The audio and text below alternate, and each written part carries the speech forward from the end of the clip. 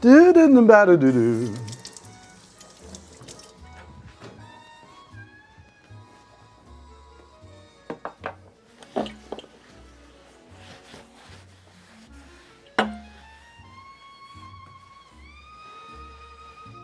Hello, YouTube. How you doing out there? Hiya, friends. Hiya. How you doing? Hey, Bazee. First, you are first. Armengunder. Hello, Lily. Second, says Safari Dave. Brah. Hey, guys. How you doing out there? I just kind of went live a little prematurely. Happens to a lot of guys. Don't worry about that. I just need to move your camera so that you have a good close-up. We're not going to do an overhead today. I'm lazy. Cool. I think that's all right. We actually kind of want to do a little bit like that. And a little bit probably right there. Yuck. That's all fucking sticky. Just pan that over. Nudge. I'm sorry, I'm adjusting the close. Oh my God. All right, close enough. The close-up camera had to be adjusted. And also, this is a wet rag. This has to be cleaned off just a touch. Hello, Louie. Hello, John Bendy Demon. Hello, Balrog Farts. Hello, Stephen McKee. Oh, you never made it. Yes. Now you're here. How many bottles did you get through? Previously, we got through 275 bottles. Hold on, I'll do the, oh, it's hidden on me. I want to do my pip in, boop, and I want to make my source camera 3, boop. Yeah, I think that's in focus, 275. We have a whole nother rack of bottles to go through.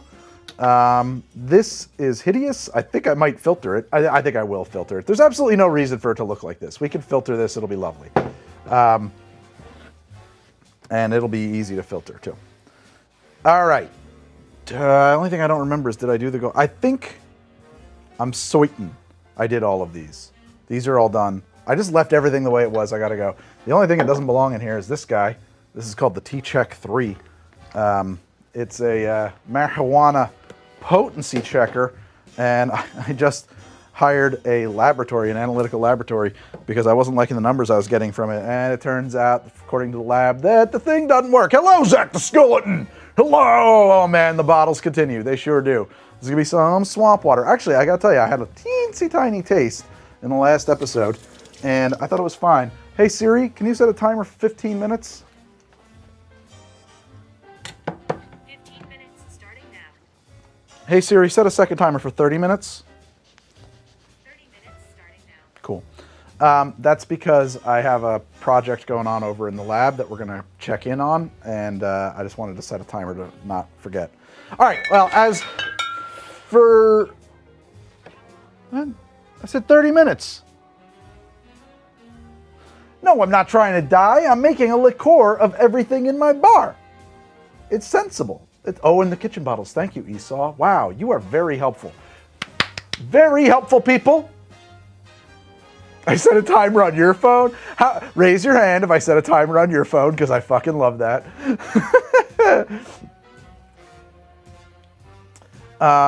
Okay, so I gotta unload these and come back. People who have been here before, let the newbies know that I'll be in and out of camera, because that's the way it works. Yeah, it goes down there. This guy goes... I guess all of these were on this shelf. They must have been, because... Weird. Not really sure what's happening here. But there's no other way they could have been anywhere else. So I'm just going to stick them in here.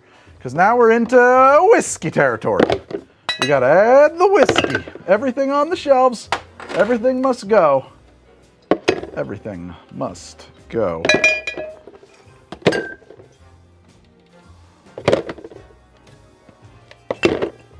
Okay.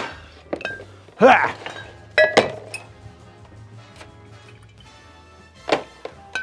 I get my very, very long pipettes. The pipette.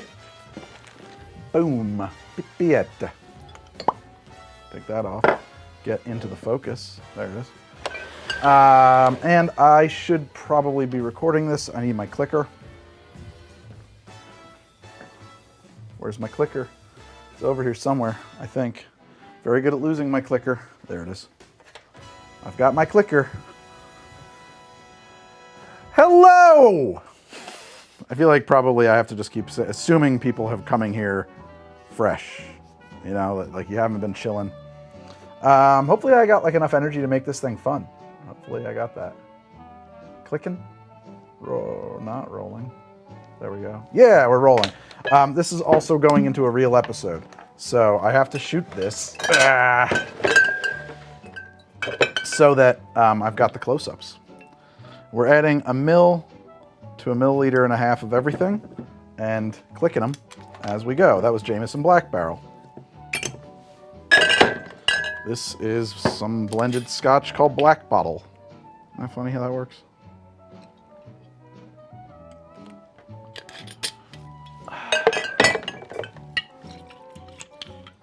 This sounds dangerous, boss. It's not. I don't know why. Are people confused by how alcohol works? I think you guys must be. I mean, this is annoying.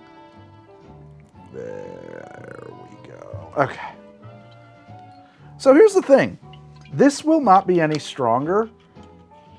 This will be less strong than the strongest components in it because we're not increasing alcohol volume percentage. It's just going to be something like 80 proof spirits, probably significantly under 80 proof spirits. It kind of depends. But it's not going to... that's a little short. We're going to do another one. Oh, shit. I forgot to count those, too.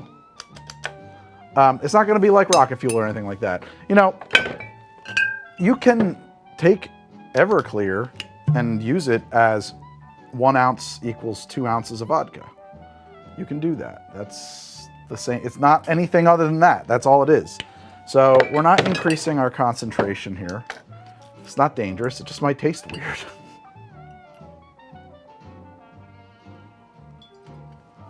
That was short. And how you doing out there in TV land? Same bottle? No. Some of these are going to be repeats. I don't know. You know what? Is that how Dr. Pepper was invented? Thank you for asking that, Shining Armor. My good friend, Mr. Darcy O'Neill, is working tirelessly on an episode about how to make Dr. Pepper from scratch. When it comes out, you should totally watch it because he found some old documentation, secret recipe stuff he's going to reveal to the public. All right, next rack. We're up to 282. Oh, I assume we're going to clock in somewhere around 500 bottles. This doesn't belong on that shelf, but I'm obligated to put it back where I found it or else it'll throw everything off. That's sort of how I'm keeping count. Or I should say track. That's how I know what I've added and what I haven't added. Stupid thing. Ah! I'm sure that was exciting on camera.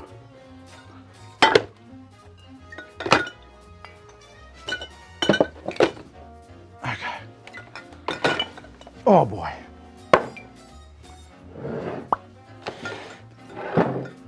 Can finally see if my uncle's right about Dr. Pepper mainly being prune juice. I don't know about mainly, but I do think that actually it is a factor, which I thought was bullshit, but I think that's what Darcy was saying. I mean, juice, like there's no juice in Dr. Pepper, and there really probably never was, but essence of prune or an extract of prune, maybe. But like, you know, the liquid in Dr. Pepper is principally carbonated water. Okay, click it in. J and B.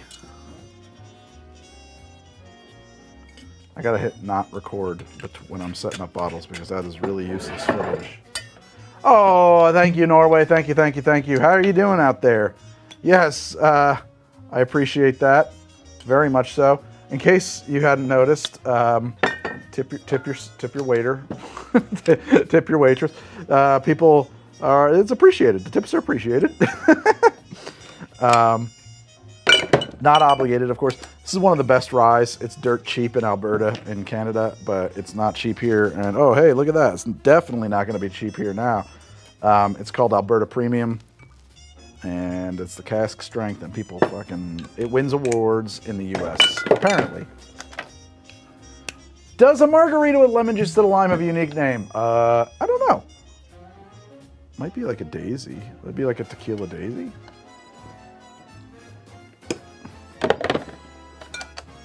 Do you have a name for your concoction? The kitchen sink. Oh, it's Jersey Turnpike.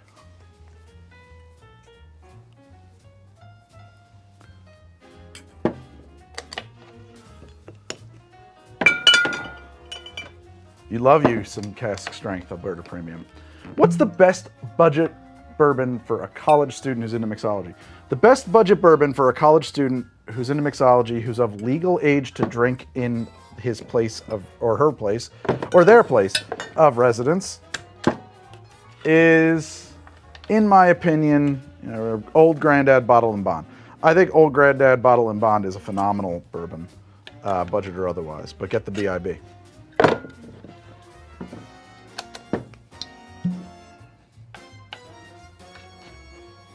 Exit 11. South of Mason-Dixon down there. You know that, by the way? Did you know that? South of Mason-Dixon, yeah, the Mason-Dixon line ran through the bottom of New Jersey. Sometimes, I've spent some time in South Jersey. I think people down there are like overcompensating. They really do not want to be regarded as the North, in my opinion. That is a dig at South Jersey. Not the South, just South Jersey. Sorry, Jersey. You know, if you know, you know. If you know, you know. Nobody hates New Jersey like people from New Jersey. It's actually not true. I love New Jersey. I think it's probably the best state for everything but weather. But weather is a big one, so. I'm back. Is there a Jersey Turnpike the one that needs to be wrung from a rag? It could be wrung from a rag. It could also be poured out of a drip tray. That's, I think, more common. I mean, none of it's common. Nobody does that. The Mason-Dixon line did not go through New Jersey. It went through Cape May County. You can look that shit up.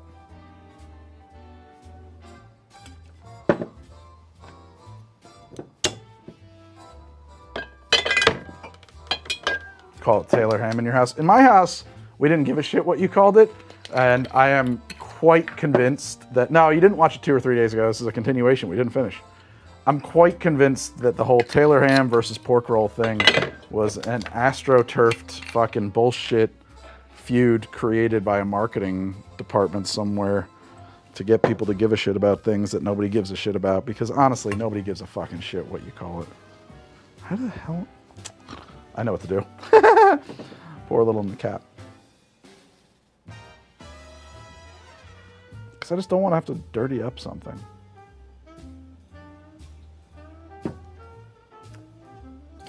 There we go. With my bourbon thief.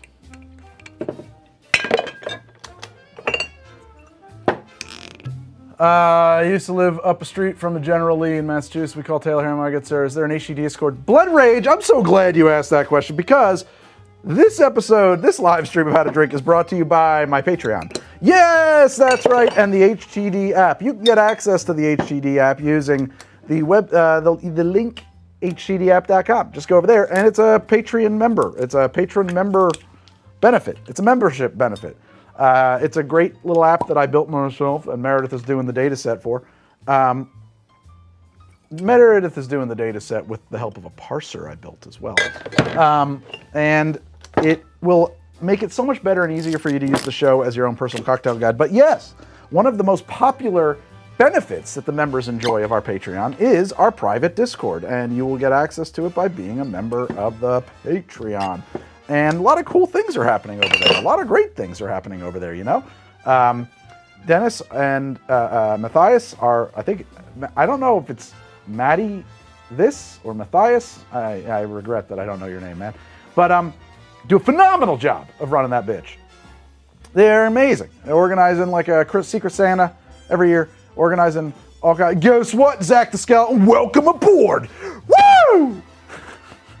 Yeah, so like all kinds of cool things happening over there. The Discord is fun. I'm in there. There's many channels. There's ones for booze, I'm told, but I'm mostly just in the bullshit channel, chit-chatting, and talking bullshit with y'all, because that's where I'm at. I talk enough booze here. I'll answer occasional questions, but man, I'm boozed out.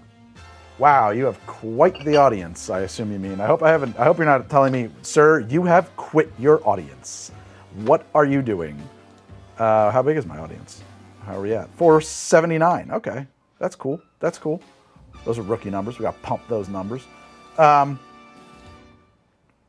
Just using my computer here. I'm going to be abusing the HTTP app when I have drink nights with my friends. Zach, that's amazing to hear. I love it. Thank you so much. I don't know if anybody was really paying attention or not, but I'm pretty sure we just put a milliliter of Pappy Van Winkle into this. Oh, we did, yes. That was the 15-year Pappy. Hey, wait a minute. I just remembered. I have to hit cut on this camera or I'm going to have so much footage. Shepard, it doesn't look good. What doesn't look good? My app? I'm so sorry. Fucking works. I think it looks all right, but you're right. It could be prettier. But you know, man, I built that thing fast and alone. I mean, I had some help from the Discord. There's some smart people in there. But yeah, I'm pretty proud of that, whether you like it or not.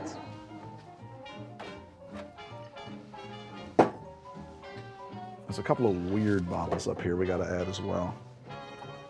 I think we also said we would be adding any dashes of bitters we find. Oh, man. So in these guys go, as do this, this, and this. Okay. Oh, fuck. What's that? Some, like, secret bottle of mezcal. Okay. Okay, okay. Ah!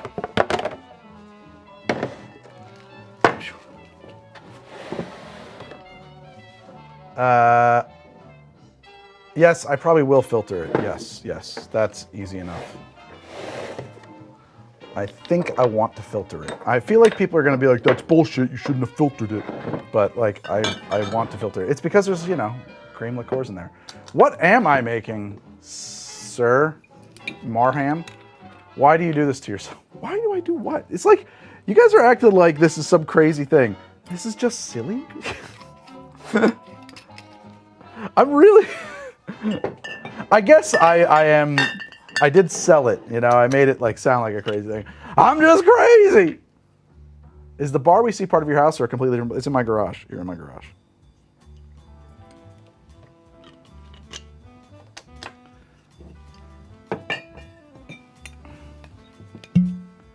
Oh, that's the first 15-minute timer. Stop. It's the, yeah, it is.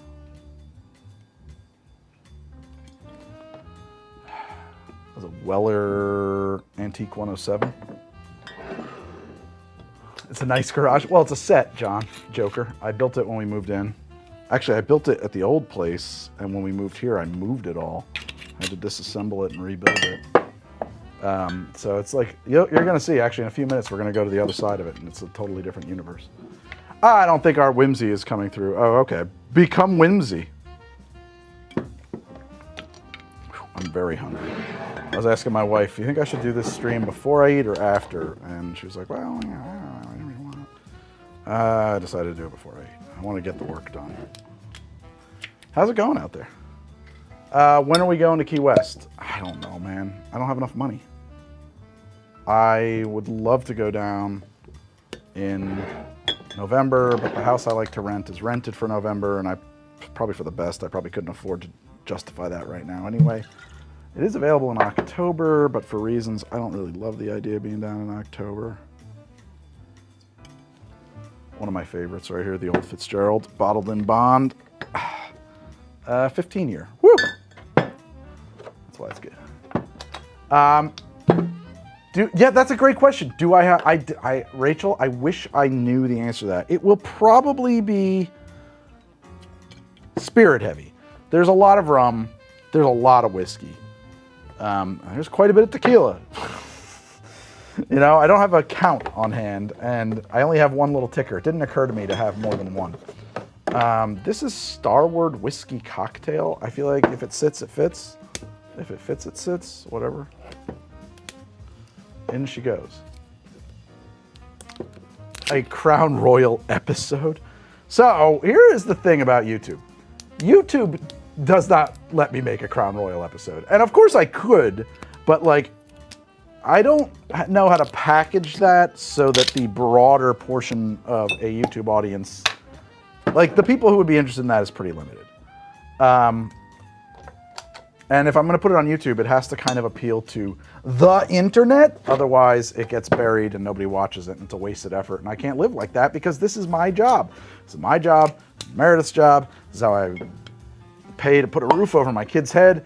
This is like my whole actual living. It's a real job, and it takes a very full-time job. It's like, you know, I'm working like 60 hours a week doing this. Meredith's working on it. We have freelancers occasionally. It's a big-time job. So I can't make the show not profitable. That's just not an option because there's no way to do it as a part-time gig. Not in a long time there hasn't been, and there's no way to do it as a charity gig. I have 2 kids, Marham. Yeah. And actually I'm kind of in the midst of planning I'm trying to convince my wife to let me build a really cool tree fort playhouse thing in the backyard. Small batch bitters Rizzo. Okay,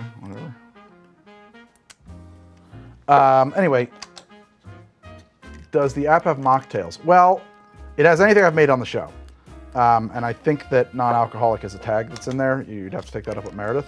I'm planning to do more non-alcoholic stuff on the show. In fact, the next episode that comes out is almost certainly, it's going to be a review of non-alcoholic beers, like all of the ones I could find. And I'm going to be doing a mocktails episode, and I'm in the middle of working on like making, you know, drinks with THC in it episode so that you can make like a mocktail and get fucked up on it. But there's some issues with that. Thank you for saying that, Trent. So, how is the how to non-drink? That's funny. Is the how to non-drink? I had a playhouse like that when I was a kid, and it was rickety swing set. Always a blast. I want to build one from scratch. I want to build basically my own private version of the. I got like a tiki thing going on. I want to build like the Swiss Family Robinson treehouse, but like very small. And I was gonna put it in a tree, and I'm gonna talk to the treehouse people about like, you know, like $50 or $50, they'll consult you on your design. And I was like, you know, I don't really have the trees in a plate. Like I can't build this as big as I would want to. So now I'm trying to talk my kid into letting me put it either on stilts or flat on the ground. You can't tell if I'm a masochist or just a troll. I'm just a guy who lives on the internet. Had to pause for a bit. I meant the concoction doesn't look great. Oh yeah, fair enough. Thank you. Thank you. I appreciate that, Shepard. Thank you for that clarification. That was very nice of you. That bottle cap popped though. Where's my soda project at? Very good question. So, it's in progress. So, I mean, let me bring these back to where they belong. I own drinksoda.com. I hope. No, I do. And it is going to sell the sodas that I make on the show. That is the goal. And I am currently still working on the very first formulation that'll be featured on the show. It turns out that I decided to jump in heads first on like the hardest thing I could possibly fucking do. I did not realize that at the time. I had no clue. Because I'm trying to match an existing soda that is no longer on the market, which is really hard to do. And I have been batting my heads against the wall about it, but I hope to have a breakthrough soon. So I took some cannabis infusions to a lab recently that does chemical analysis on stuff, and they're really cool people, and they analyzed my shit. And I was like, you know, guys, are you equipped to like analyze anything? And they're like, yeah, why? I was like, could you analyze a soda? And they're like, well, we could, but like, it's all gonna be weird chemical names. I don't know how helpful that's gonna be to you. 317 bottles. And I was like, well, but like what though? And they were like, listen, I was like, yeah, I can work with all that. I'm all into the food science stuff now. And they're like, oh, okay, well, if that's useful to you, sure, we can do that. So I think that's going to make a big difference. Because I'm definitely missing something in this, and I think I know what it is. I think it's Chinotto, which unfortunately is really hard to get. That means I'm going to have to find a supplier of a Chinotto essential oil or a Chinotto extract, something. And I have yet to find one. Does it use any foreign spirits? Well, the HDD app is just every drink I've ever made on the show, so sure, everything I've made on the show. Foreign to where? This is the internet. Don't forget, it's not just for Americans. What Chinotto? What is Chinotto? Chinotto is otherwise known as the myrtle leafed orange. It is a very, very popular basis for non-alcoholic or even alcoholic, I think, aperitifs in Italy. It's a bitter kind of orange, not the same as a Seville orange. It's very different. And I'm almost certain that we're gonna need some. And it's gonna, yeah, there's some alert in there. And it's gonna be hard to get. I gotta find a extracts and flavor house that will sell me a small quantity of it, maybe a sample, because I only need, God, 3 ounces of this stuff. Which whiskey is your favorite on this bar or in the bar in general? Because there's no whiskey on the table right now. This is all, now we're into rum and cachaça. So does this drink due to your poor handcrafted app database exclusive to Patreon subscribers? I don't know. It's a good question. I mean, why would it break the database?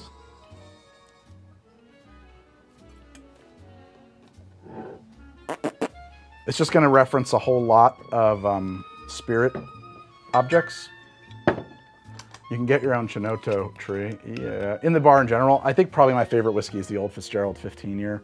I have a bottle, like an allocated bottle of Old Fitzgerald bottled in bond 15-year, and I adore it. I like that one a lot. I like a couple of the Wellers a lot as well. I think this is gonna make it Citrus Mirtifolia. Yeah, it's hard to find actually. I think this will make it into the app. I'm just not sure. I feel sorry because it's gonna, I don't know. I don't know. I wanted to make it into the app, but I might just say that the recipe for this is to combine, you know, equal parts of every bottle you own. Because to list every single bottle in my bar, especially because I have occasionally forgotten to record on this, is going to be really hard. So this might be a slight exception to the app rule. The clicker's clicking. 330 bottles. We will definitely break 400. We might break 500. My most favorite drink that I've made since the beginning of HED. Oh, that I've... which is your favorite child? You know, I don't know. I hate those questions. There are certainly episodes and drinks that I'm quite proud of, but when I'm put on the spot, I'm very bad at naming them. I will say this. In the HTD app, we have a tag for my favorites. Because, you know, when I'm sitting down at a computer and I'm looking at stuff like that, it's a lot easier. And then also Meredith is going through the content and kind of figuring out which ones are my favorites based on my responses and stuff like that. So that's there. I know that's like a cop-out. Please give me money. Please, please subscribe. But again, oh, and I think that I got off topic there for a second. Somebody was asking me like, why don't you do an episode on this? Why don't you do an episode on that? And it's like, so here's the thing. I want to do that stuff, but as long as I'm addicted to YouTube's ad revenue, as long as it's necessary, Johnny Silverhand was a very high moment for me. As long as it's necessary that I like play the algorithm game, it's hard to do that kind of content. Oh God, I hope, I probably just smashed my mic.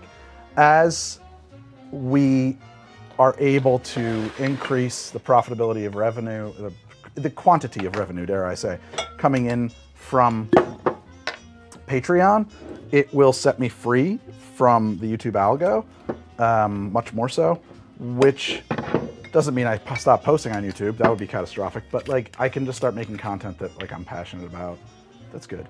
Is there a way you could add beef into this? I mean, there's many ways I could add beef. Why would I do that? I will not. There was an episode where I did a beef fizz. That was, oh my God, Steph Sagowden, please give you money. Wow, wow, wow, wow. Well, wow, thank you very much. Someone's just throwing a little line in the sand there for all the other ones here. That's it. That's a challenge for the rest of you. You ever watch, there was like that documentary about, I know I'm going to throw this away too, because it's got a little stupid thing on there. I can't really put it back in there easily. When Mr. Beast was getting all that hate, that was amazing, by the way. Steph's a legend. Thank you very much. Steph's a good fan. Holy shite. That took me forever. You are a good fan. Wow.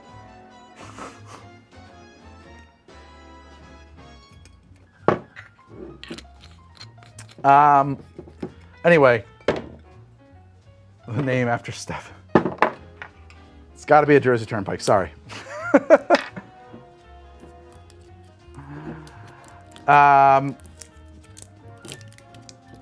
Which tiki design for the playground, kids? Lona? I don't know. That's a good question. I really just want to like make it sort of like the what's that thing called? The Swiss Family Robinson Treehouse. Guys, you threw me way off topic. What was I even saying? Sorry. Did you ever make a cocktail with Armagnac? Actually, probably not. I'm not like very well versed on cognac. What's the strongest drink you ever made? I did an episode not too long ago. Okay, so that's a great question. I did an episode not too long ago called Hard Drinks for Hard Times. Some people interpreted a political message there. I didn't intend for there to be one, not really. What are you using to stab the plastic? It's just like a cocktail pick with a skull on it that happened to be handy.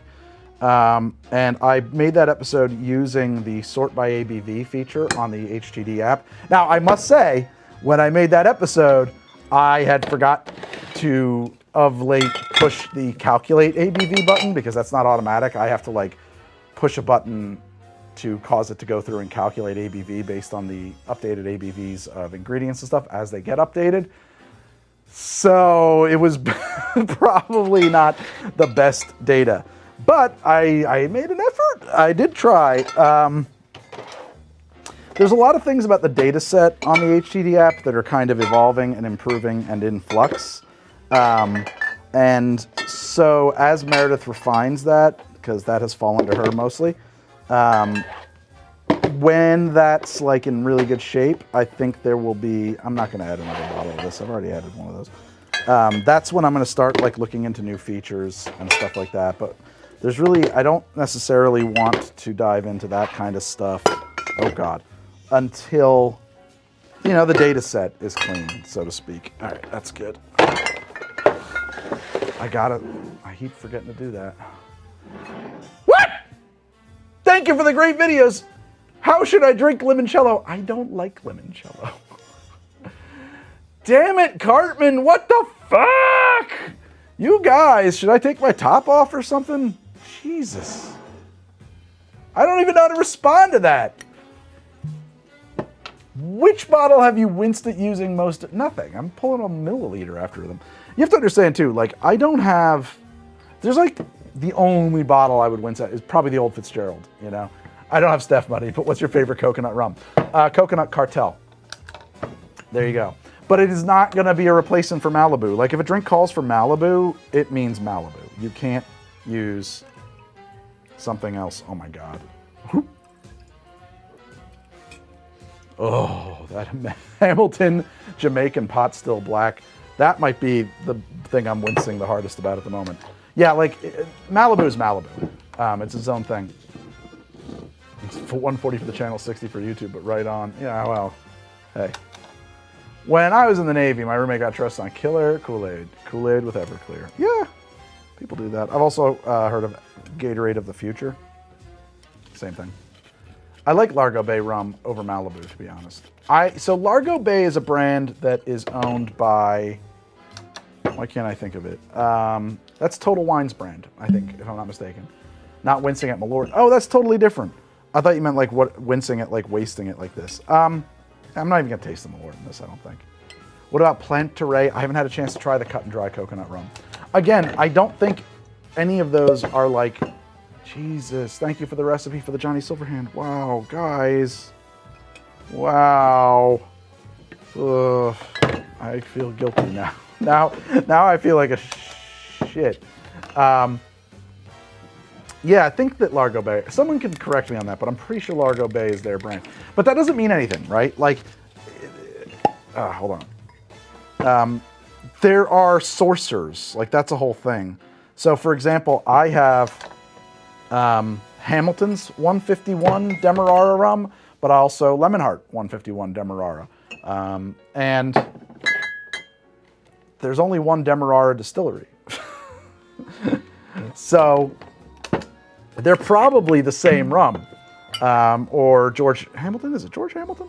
Whatever his name is down there making selections of the barrels he wants and stuff like that. But yeah. Guys, thank you all so much. Avoid Total Wine's whiskeys. Okay, I didn't know that. I find that some of their prices are pretty good. Any future collabs on the horizon? On the horizon? I'm sure I didn't click a couple there. Not really. Nothing in the works there. I would like to do something with Darcy. They have 8 stills at... They have like 8 stills at the Demerara distillery. Yeah, exactly. But fair enough. Yes. But all Demerara rums come from that distillery. But yeah, I guess you know more about it than I do. Man who historically feels bad about begging for money decides to do begging for money bit and immediately regrets the decision. Yes. Fair enough. Is it downloadable? No! It's not. It's web-based. You make it an app on your phone by like saving it to your home screen, which is brilliant. You should do that. But it's better if it's web-based because I can instantly update it. It is fully responsive in real time to anything. Like as episodes come out, drinks go in basically within the hour of the episode being released. Essentially, it comes down to me and Meredith remembering to click the button. I know. I probably could automate that better. I'm hesitant to automate it though, because then I would just start eating stuff and putting bad data in there. Do I want to play Oblivion Remastered? Oh, maybe. The Kind of Us cocktails are in process. So I don't want it to be like a downloadable thing. That was really hard, by the way, because I was running into real serious optimization and performance issues where it was just taking 1,000 centuries to get it to display information. And actually on the back end, it's still pretty slow when you're editing data, but I guess I can just deal with that. But we had to revise our calls, our API calls a lot to get that right, and it's working. It would be very easy to make that work if it was downloadable because it would just have all the data set right there. It would be basically instantaneous. How would you best enjoy grappa, aside straight from a gifted bottle? That's a great question. Do I have any grappa handy? If I had, I would take a swig and tell you what to do with it. Off the top of my head, I'm trying to think about like what is grappa. It's probably like a high ester cognac.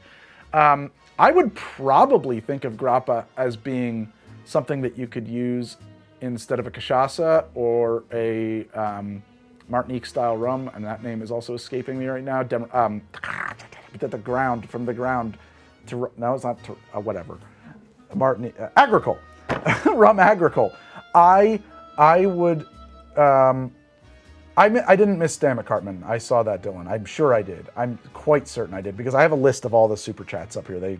YouTube's pretty handy about that. If I missed a super chat, that's insane. Thanks for all the great videos. How do I drink limoncello? My answer was I've had limoncello once and I didn't like it. I don't know. You know what I would do with limoncello? I would make it in lemonade. I would add it to seltzer. That's what I would do. But yeah, I think that you could use. I wish I had a better answer for that $200 fucking bill you just stuck in my pocket. I don't have one. I think that I would probably try to use grappa as a stand-in, like in drinks that call for cachaça. I think so.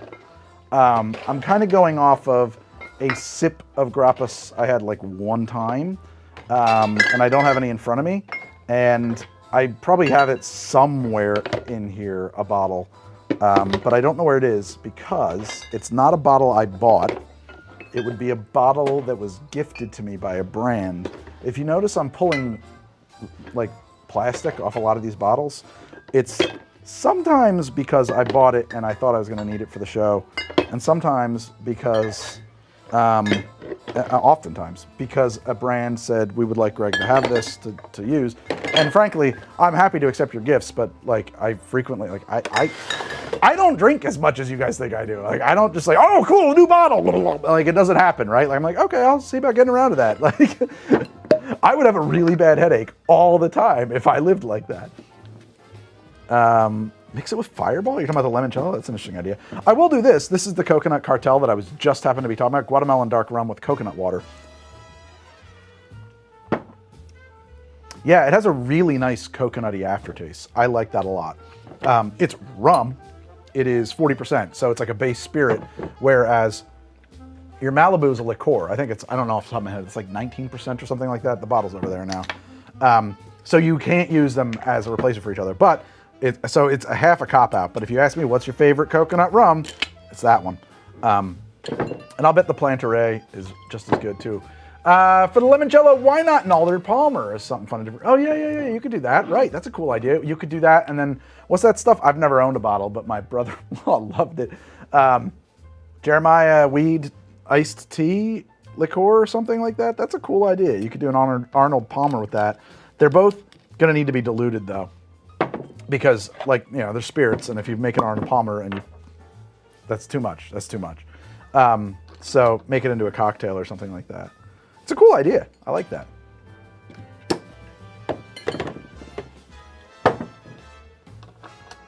Also make a good drink at limoncello, coconut milk, and some ice cream. Oh, that's cool. This is Arbella Cachaça, and I shorted it just now. Abella Cachaça, aged 3 years. I love cachaça. What about a collab with Doka Ryan? Isn't he like a really big deal?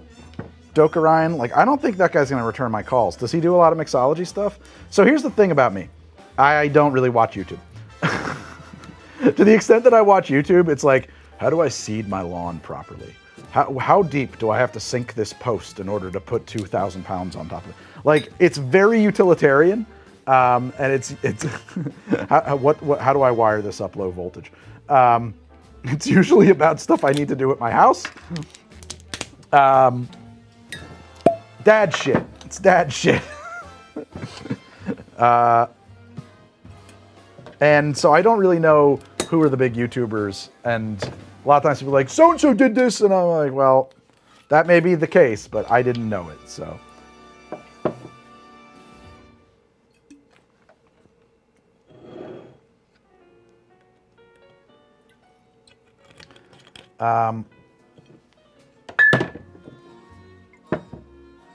See, okay, so you're making painkillers. Oh, so you're just gonna use the coconut rum for a painkiller? Like not as like a source of coconut, like don't use that for your cream of coconut. That will never work.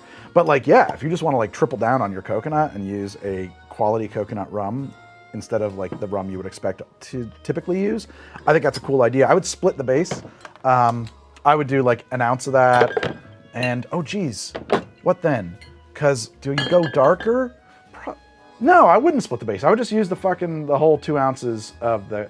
So my first thought was like, oh, split it, because it could be too coconutty or something like that. It's getting away from itself. But you know what? If you put it like a heavier rum, a Demerara rum, or a Jamaican rum with some funk in there or something like that, you're just going to probably murder the coconut rum.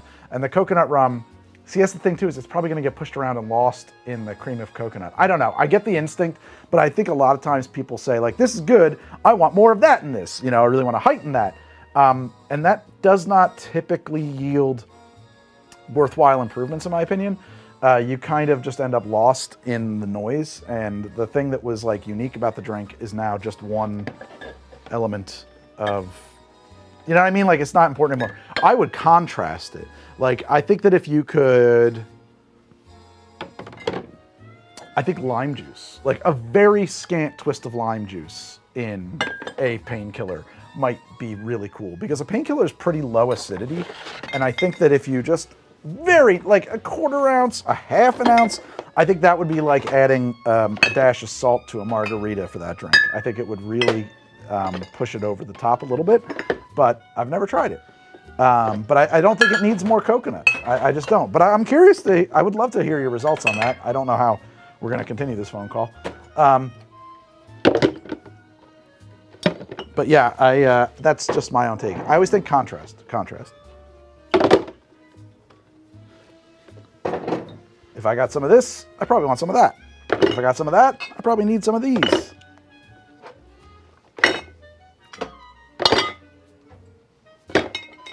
We're getting there. Oh. Whew. Drop a piece of steak and a Bloody Mary. Wow, I lost that. Jesus, how'd that get there? Fernel Presidente, dry curacao, like you said, or Grand Marnier? Grand Marnier is probably the next best thing to dry curacao. Grand Marnier and dry curacao kind of feed from the same trough. Yeah, I would say it's pretty close. Split with a Dr. Bird pineapple and an extra splash of OFTD. Try it, Kapwalcott, IKP Walcott. I think that's going to be tricky. I think that, I mean, it might be good. I don't know. You know, it's impossible a lot of times to guess like what's going to really nail it and what's not. By the way, have I told you guys about why you need to sign up for my Patreon, please? Maybe I should show you all the app. Hold on, where's my phone? The Walt Disney World app just sent me a notification. All right, so check it out. Oh, is it blinding? I'm not set up to, I can do that. Hold on, let me just, yeah, check it out and pip it out. Oh, God, cool. So like this is the app. You can go to episodes. I will say the episode side of the database is not the most optimized, so it does respond a little bit more slowly over here. I just haven't fixed that yet. You can go back to drinks. Now in drinks, I happen to have tags set, clear all my tags. And then you have some filter switches up here, so you can ascend or descend, ABV or ABC for sort order, and/or. And/or is a weird one to wrap your head around, but when I was developing it, someone on the Discord said that they wanted it, and I was already thinking about it, but I was like, it's too complicated. And then all or fades, so I can sub-filter anything I'm looking for just by ones that I've pre-selected as my favorite drinks, and you can see these are the ones I've tagged as my favorites for now. I don't know that those are my actual favorites, I just kind of picked them at random for demonstrating the app. If you see a little green smiley frowny face, that usually means that's a cursed drink. And if you notice, we can search by ingredients, preparation method. We have a pretty robust and expanding tag system. You could search by the media that it was adapted from, like Call of Duty as an example. And if we go down here now, you can see those are the drinks from Call of Duty. Anyway, it's a, switch it back to the thing I'm on camera for. Hello, hi guys. I have a little controller down here. Pip in and source 3. I think that worked, right? Yes. Yes? Yes! Sorry, I have a very complicated thing happening down there. And so, oh my God, tags. I love tags. So, you have trouble using the app? I have to close my browser, sometimes clear cookies to get it to work. King Coop, we should talk about that. What's going on there? What's your browser, if you don't mind? I don't know if I added this or not, but whatever, we'll add a little more.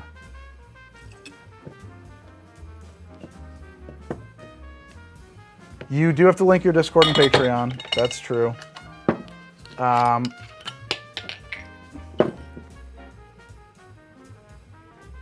So there are some browser hiccups because the front end of the app is on a separate server from the back end, but they are on the same domain. So there were at one time some issues with not being able to pass cookies between multiple domains. But I thought I'd solved that, and that was one issue that people were running into. Another issue people run into is like on your phone. If you have the Patreon app installed on your phone, when you go to log into the app on your phone, it verifies you, it authenticates you through Patreon. Well, it'll open the Patreon app to authenticate you instead of a web browser. That's an issue that happens sometimes. And when it does that, it can't pass cookies, and so it never can authenticate you that way. The awful solution, and I confess it sucks, is to temporarily delete your Patreon app from your phone. I think you get one chance to not open the app when it tries to do that, and then it'll do it in the browser, but most people are just gonna very quickly click open the app because you're so used to doing that. Sorry. One drop, a drop of every bottle. Yeah, something like that. It's really like somewhere between a milliliter and 2 milliliters, because this isn't actually the most accurate way I'm doing it. I did the math and figured if we're between 1 and 2 mils per bottle, we'll probably have something close to 750.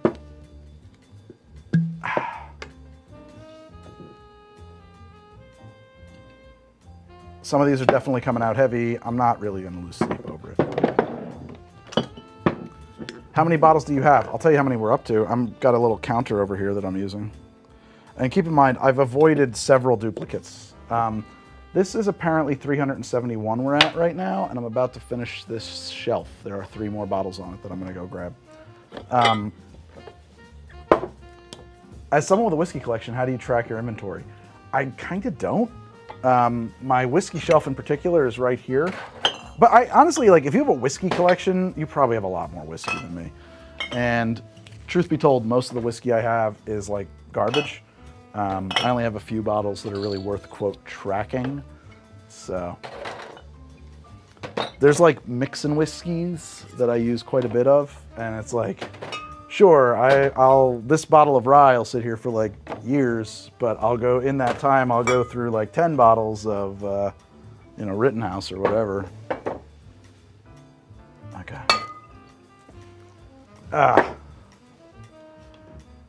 Whew.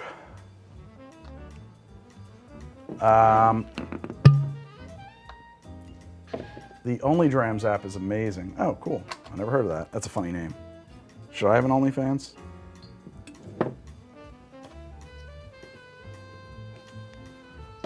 That's a whole other idea. OG brick, 420, separating them.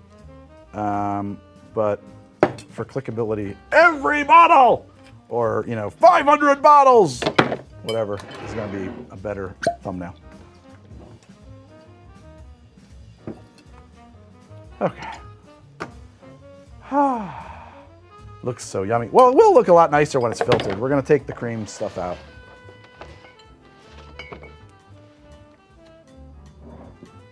I could sell. Thinking of attending a bartending school. What do you think they're? No, I don't. Unless you live somewhere where you need to be licensed to 10 bar. So that's a funny story. Way back before I had my own How to Drink studio, we would move it around. We had different locations. We shot twice in my living room, and we shot, I think, 2 or 3 times at a studio in Hoboken that we would rent.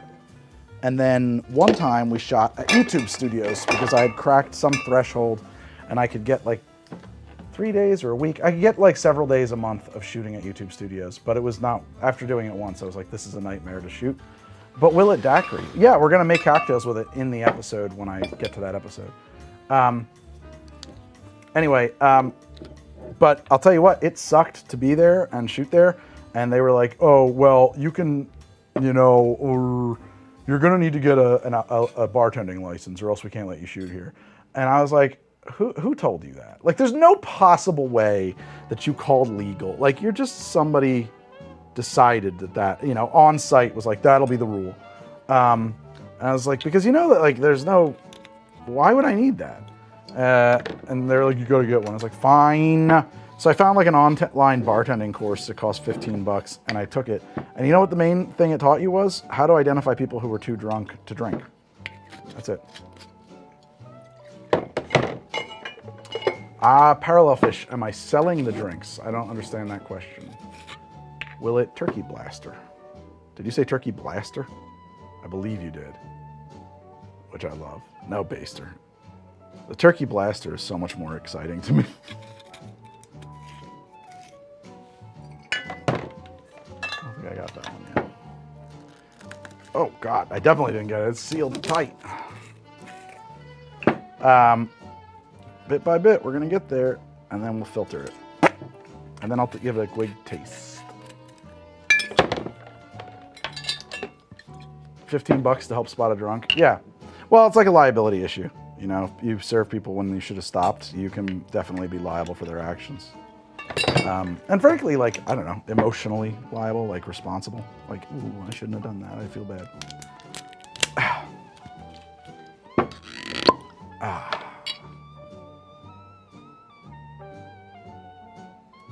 I know, that's what I'm saying, Parallel. I was so annoyed. They just decided it was going to be for, I was a short pour. Insurance. You know what I mean? Like, it was just some bullshit. Make a Coast Redwood Magolio. I did an episode of Magolio. I bought the Magolio. I didn't make it.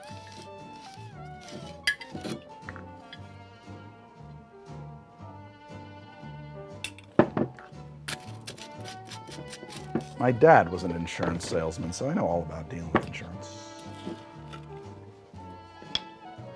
That's why, like, I get kind of annoyed. Not annoyed, but it's like when people are like, oh, my health insurance doesn't cover dental because that's not essential to my health. And I'm just like, why would you think that it has anything to do with it being essential to your health? It's that the problem with dental is that you will need dental work. You will. It's a 100% risk scenario. At some point, you're going to need serious dental work, probably for sure. And so there's no insurance for it. Insurance is a bet. It's a bet that a company makes.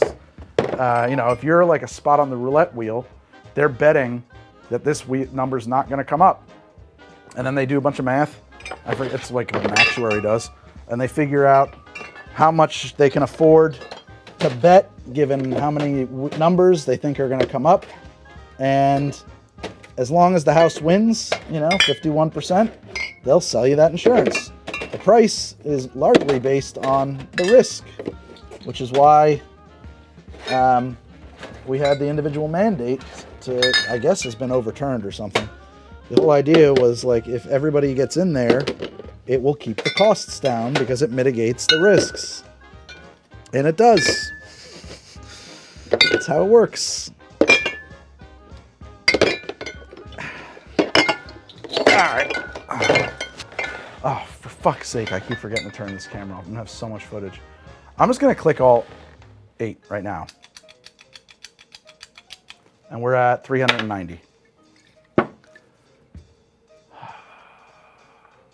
Your teeth are a luxury. Yeah, well, I mean, exactly, but it's... and so is your vision and stuff like that. It has nothing to do with whether or not it's a luxury. It has to do with whether or not everybody's going to essentially need dentistry. Whether or not oh, I just clicked it an extra time. Everybody's going to need their teeth, you know, their eyes fixed and stuff like that. I'm combining everything, just like it says, Jose. I will have a sip of this, but I'm going to make cocktails with it in a future episode of How to Drink. Is that Sire asked me that? How many are we up to? We are up to 391. How's the American lifespan doing? So I don't like the lifespan numbers, and I'll tell you why. Every country kind of counts them differently. So if you look into this, a lot of countries don't count infant mortality if the child dies before they're 1 year old, for example. Well, when you're averaging life expectancy, that's a big fucking deal. I know in the US we count everybody. So I don't really know what those real numbers are. I do think that our average went down from where it was during the pandemic. Like the pandemic drove it down. So I'm no fun like that. I will point out the problems in your stats, in your study, in the thing you're quoting. I really hate hyperbole. I think it doesn't help anybody.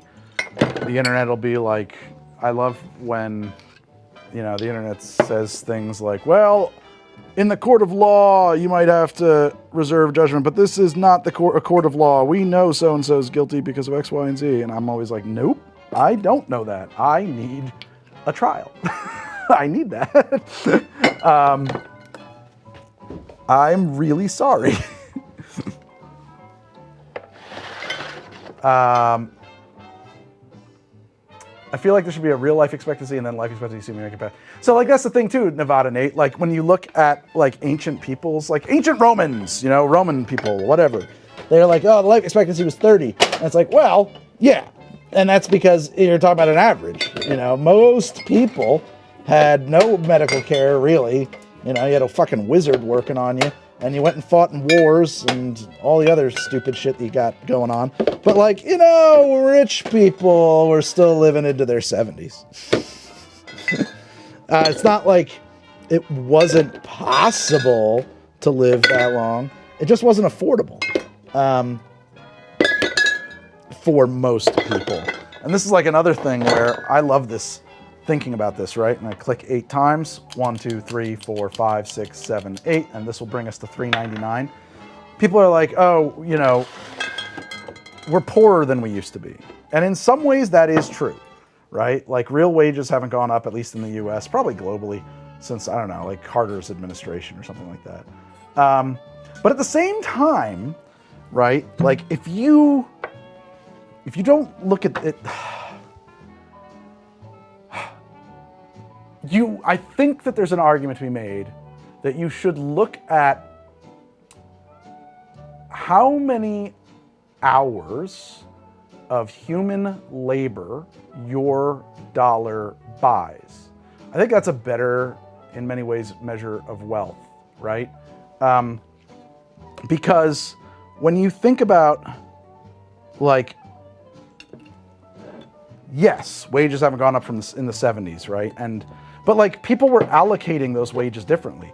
So like, what were you going to buy? A car, a house, and food, right? But now you got to have a telepathic device in your pocket that will access every piece of information known to man ever. And we do need that. Everybody needs to have that to participate in society. But the idea that you could instantaneously, telepathically communicate with the aether, with not just each other, but with like everything everybody has ever known, like that's crazy. You have a fucking wizard in your pocket.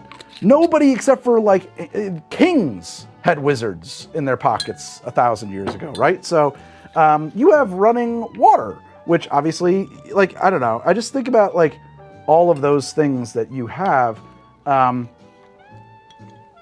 Like you basically live like an ancient pharaoh. Better than. You live better than the richest of the rich of ancient times, right? So I do think that like that stuff is something to just kind of keep in mind, that like if you wanted to live the lifestyle of a person in the 70s, I bet the rest of your dollars would probably go a lot farther. But who wants to live like that? I get it. So when I was just thinking about this the other day, like when I was a kid, I wanted to spend my summers at the friends' houses who had central air. I'm not that old either. I'm 42, 41. Because I didn't have central air. We had like one window unit for the whole family, and you had to like open everybody's doors. It was in my parents' bedroom, I think. And it was loud as fucking hell. I hated it when it was running, but I was miserable when it wasn't. And then you would open up all the doors to the bedrooms and put like a sheet across the hallway to keep the air conditioning in just the bedrooms and stuff like that. But like, not me. I had a friend whose dad was a veterinarian, so they always had central air. They were fancy. And, you know, I'd just have sleepovers there as much as I could. All summer, we just lived there. And like now everybody has central air, right? Or at least a window unit. Like air conditioning is just fucking everywhere. I think. And that's like crazy. I don't know.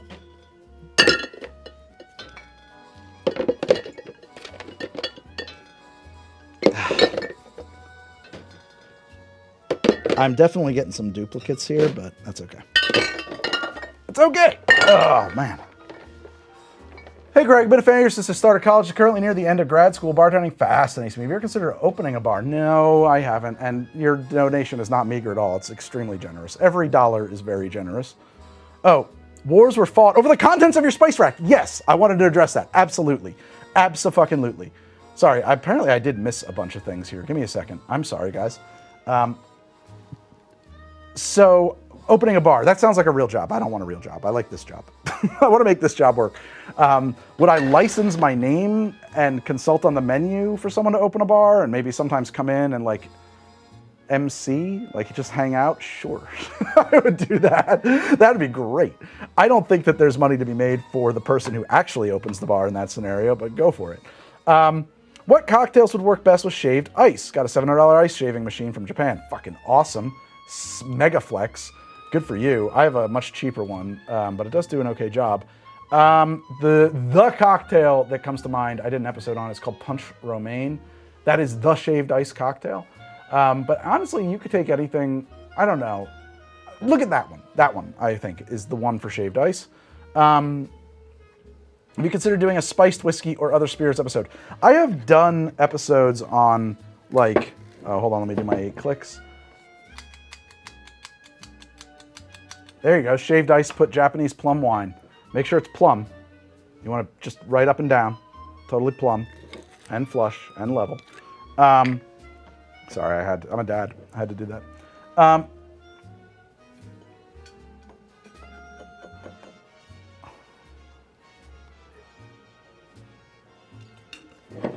Sorry, I totally missed my thing. Have you considered making your own alcoholic brand? I looked into it years ago. I don't have the money or whatever. Like, you have to be prepared to make an alcohol, like a spirit company. You have to be prepared to lose probably $300 million. Because it's only profitable on volume. So, like, you have to sell lots of booze in order to make any kind of money. It wasn't, at the time, it did not make sense. It might now, I don't know. But at the time, it was just like, nope, this doesn't work. George Clooney can do this.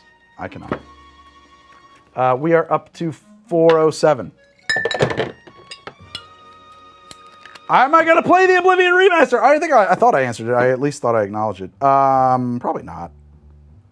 Probably not. I mean, I'm interested in it because I never got to play Oblivion. But the reality is that, like, my video gaming is very limited at this point. I don't have time to play many video games. I currently am sometimes playing Kirby and the Lost World at night, but that's about it. My kids, I somehow tricked them into thinking that it was cool to watch Dad play video games. So I will sometimes play, like, Zelda while my kids watch. That's about it. I love the response Brandon has. What? Yeah, I don't have time to play video games, man. I'm a dad. I feel really guilty when I take time for myself. Like, really guilty. I got a wife who works really hard around here. I got kids who want to spend time with me. They just keep getting older. And then, like, I don't really enjoy the other stuff. The only thing, you grew up watching your parents play Twilight Princess. Oh my God. I think my hip just broke reading that comment. It's probably my 3rd bottle of dry curacao. It doesn't matter, Ryan, doesn't matter. This is gonna be what it is, that's the whole point. Zelda's awesome, are you playing on NES? Well, they do actually enjoy that. I was like, here, you guys wanna see something fucked up? Check out Link's Adventure. And unfortunately, they really liked watching me play Link's Adventure, and I cannot handle that. I get very angry, and all of a sudden, no, I don't wanna play that game. No, we're doing like the more modern ones, the Switch ones. Those are good. Tears. I haven't finished Tears of the Kingdom yet. Do you know what was really good? My daughter loved, and I wish I had the ability to play it. Echoes of Wisdom. That game is so cool. I really like that game.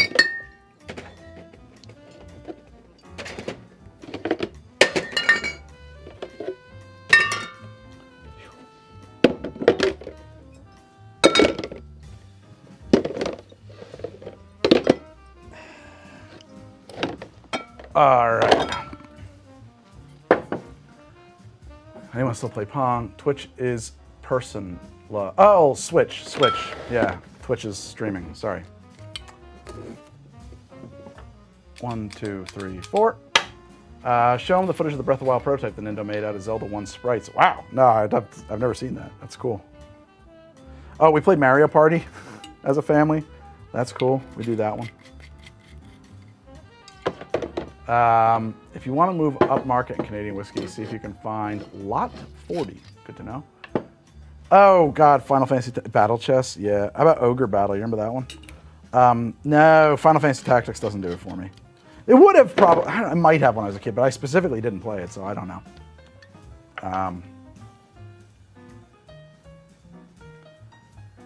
Thoughts on Richard Godwin, as in Godwin's Law? Is that who we're talking about here? I don't know. What about him?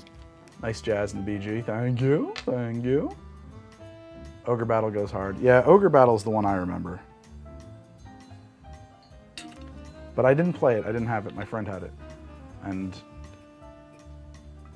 hey, nice to see you live. We haven't seen the skull in a while. So, oh, they're coming. They're coming. I just haven't gotten around to filming them. I've got a backlog of them. The next one I'm going to film is actually a little bit of a sideways version of it. Meredith's been doing research on what she calls the worst Mai Tais in America forever. And we've got a bunch of menus with bad Mai Tais on them, and we're going to try those. The only problem is we don't know what restaurants they came from, so I don't know. People might call bullshit on them. What is the end game plan for the Cursed Decanter of this? So first off, I'm going to taste it. Secondly, then I'm going to do an episode making cocktails from it, because that's fun. It is an Eddie Bauer flannel. Yes, it is, Hank. Absolutely.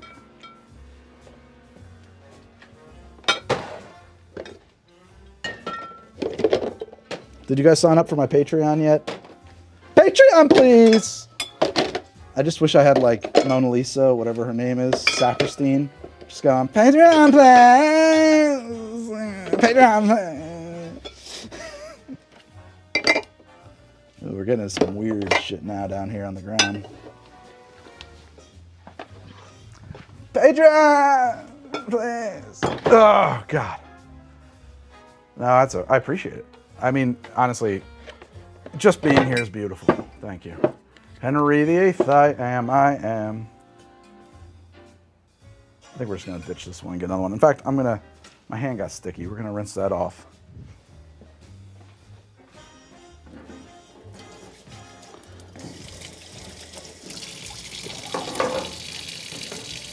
Yeah. Everybody put their lime down on their grass yet? I got 5 more bags of lime I got to scatter. I was hoping to get it done tonight, but I don't think it's going to happen. Got to put that lime down. 8.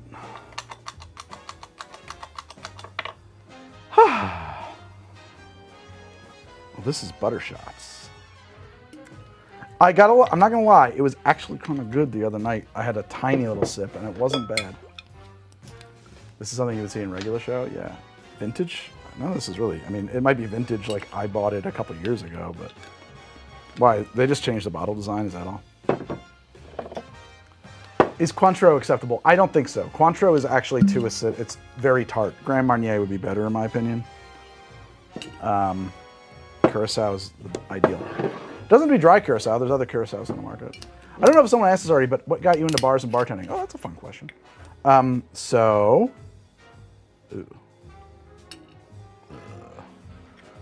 Growing up, and by growing up I mean in high school. So you guys gotta know, right? My dad was a drunk. And he recently passed away from it. And so I thought for sure I had that genetics, and I was real scared of drinking when my friends were doing the parties and all that shit. And actually they weren't my friends, because if you went to parties, you were too, I was not gonna be friends with you in high school. We didn't have the word incel back then. We called it virgin syndrome. But like, yeah, I was probably a piece of shit a little bit. I certainly wasn't part of the fun, cool kids. I want you to be part of the fun, cool kids. I want you out there playing with your naughty bits and getting laid and all that shit. I think that's very important for society. I think that young people keeping young people busy, I'm gonna get up there, don't worry. Do I not see what? Holy, holy, do I not see what?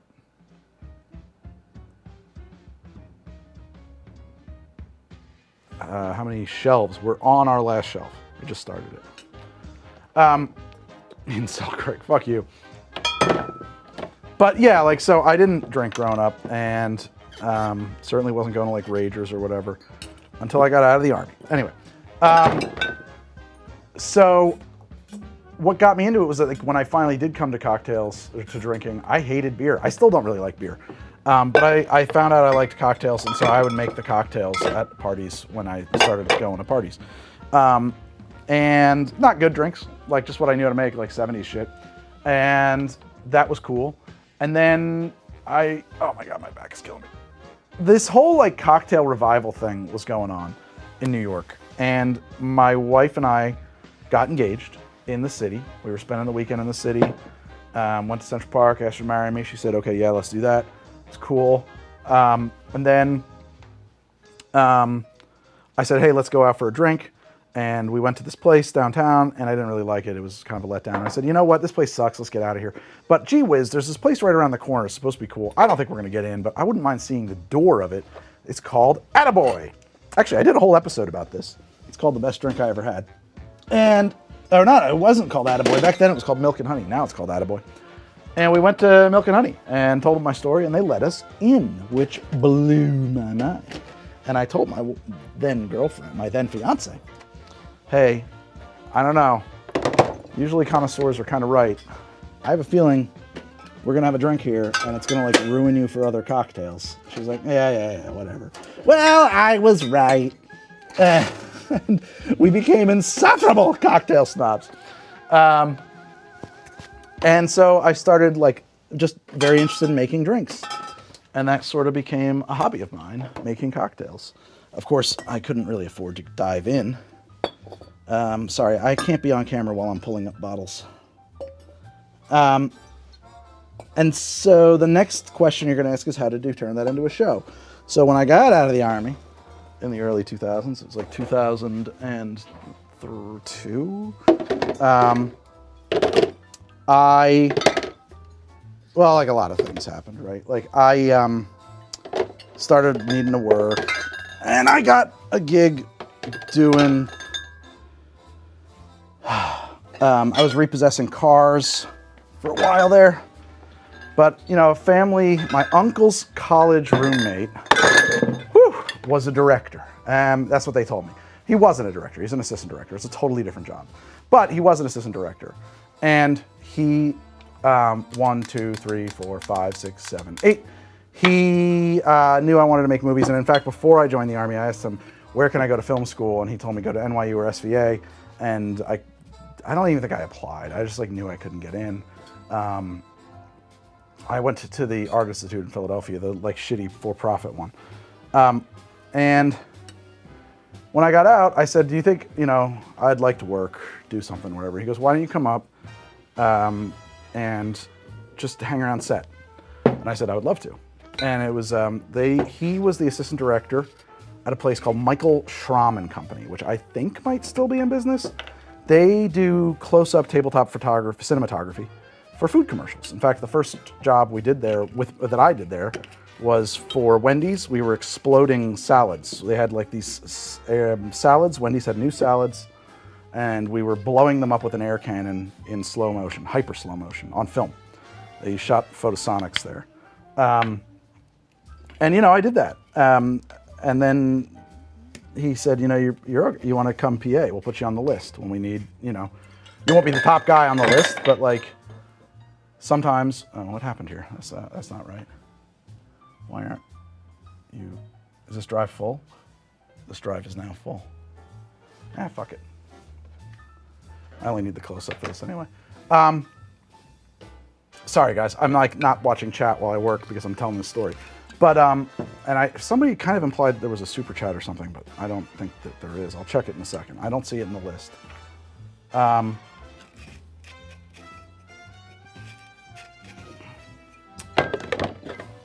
Oh, the spiced whiskey comment. That might be it. I'll get back to that in a second. Anyway, so I worked there on commercials as a PA. I was probably pretty terrible. But it was really cool. Silver Cup is where they made a lot of HBO shows. So, like, I had some pretty funny stories running into people from, like, Sex and the City and shit. Because they were making that while I was there. And then I wasn't making enough money and the commute was hell and I couldn't move to New York on what a PA makes. And this is a thing I didn't understand when I was trying to do this. I was like, how are you all doing this? They're like, you know, what nobody was telling me was daddy's paying. Because like you're not making enough as a PA unless you have 300 roommates in a single room to like live in the city, right? Like you're just not. Like probably somebody's helping you out with the rent. When I went to film school, I found out like, oh, starving artists aren't real. That's a myth. That's like a thing that artists liked to pretend to be so that like people didn't think that they were just absolutely ridiculous. Like, no, no, no, no. To be an artist at all, you got mom and dad paying the bills. I had a little help, but not like that. Actually, what's really cool is if you're old when you go to college, or at least it was back then, they can't look at your parents' income when they assess you for student loans. You have to be like over 22, I think, or 25, whatever it was. So, yeah, I had $0 when I went to school. So anyway,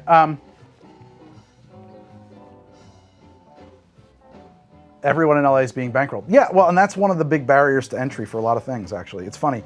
When I went to SVA, one of my good friends, Sean Dermond, he is like a historian. That's like his background, which is kind of crazy to me. But I was like lamenting, I don't know why we were talking about this, you know, in college, you're talking about all kinds of things. I was like, oh yeah, the Olympics, blah, blah, blah. It's not, you know, you can be pros now. It used to be just amateurs. And he was like, yeah, but that's bullshit. It's like my dad, grandfather, he was like an Olympic rower or whatever, and he was saying the same thing. And I was like, but don't you understand that that was like to keep guys like you out?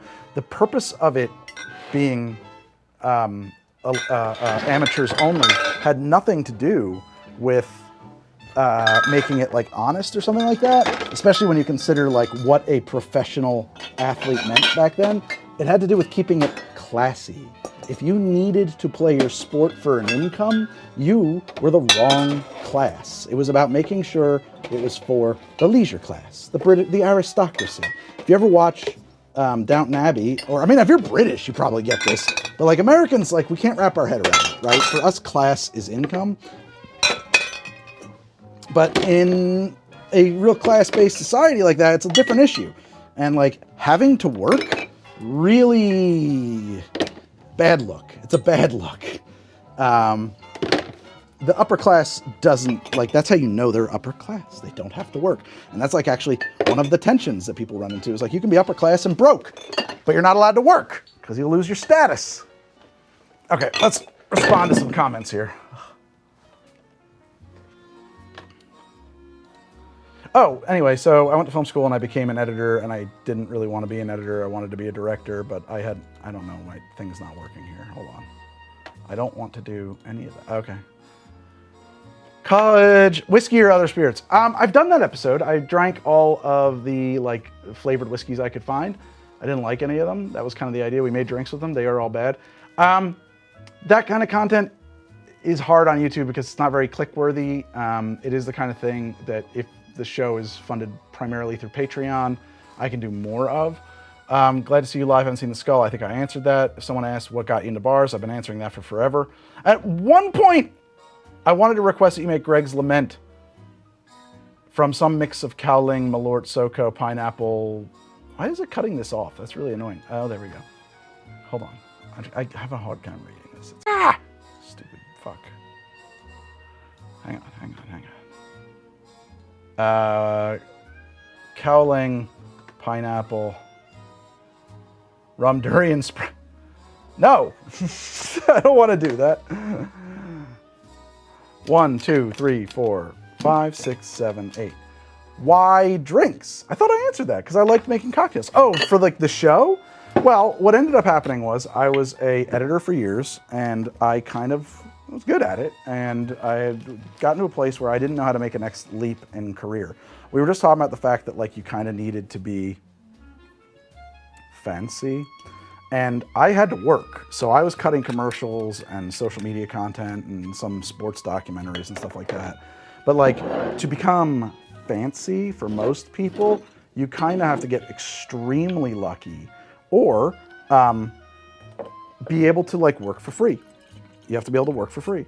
I have a friend who's a notable cinematographer, and the reason he was able to do it was because while everybody else had to pay their bills and take whatever camera department work they could get, he said, I did that for a year. I got like I feel like I kind of have, I need one more for that, my legs underneath me. I'm gonna refuse to work unless it's a gig for a cinematographer. And he did like tiny little independent films that didn't pay the bills because they didn't have to pay the bills. But I couldn't do that. And so, like, and I had a kid, and like I couldn't, or no, I didn't have a kid yet. I couldn't like go back to the beginning of my career and work for free. It wasn't possible. So I didn't know how to advance as an editor at this point. I felt like this is about as far as I can go until I just accidentally on a gig meet just the right person and we hit it off and they bring me in to like cut some major TV show or something like that. It doesn't seem likely. All of those things are true, right? And so I thought, anyway, I want to direct regardless. What if I take my thing that I like doing, cocktails, and I take what I know how to do, tabletop cinematography. I picked up a little of that, remember, when I was a PA at Michael Schramm and Company. And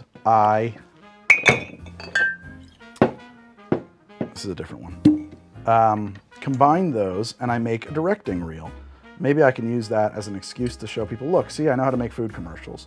And since I can't afford to make anything one thing, it needs to pull multiple duties, I'll do it in the form of a YouTube show. And I'll put that on the internet. And I don't really want to do a YouTube show, but what the hell, some people, that works out for them. And if I get 1,000 subscribers, I'll make more of it. And I did get 1,000 subscribers, but I didn't have a free camera anymore, so it took me a while to make more of it. But we did get around to making more of it, as you can see. I'm having a hard time here. And that's how and why YouTube. Because I liked making cocktails. Because I kind of thought I could make them pretty. The other part of that, too, is I have a pretty large ego. And I think I'm funny. I think I got the camera, I got the presence, I got the bug. I'm good at this, I think. I like to tell myself. And I looked at what people were doing at that time with cocktails on YouTube. Whew, that's hard. And clicking 8 times, 1, 2, 3, 4, 5, 6, 7, 8, and we are up to 444.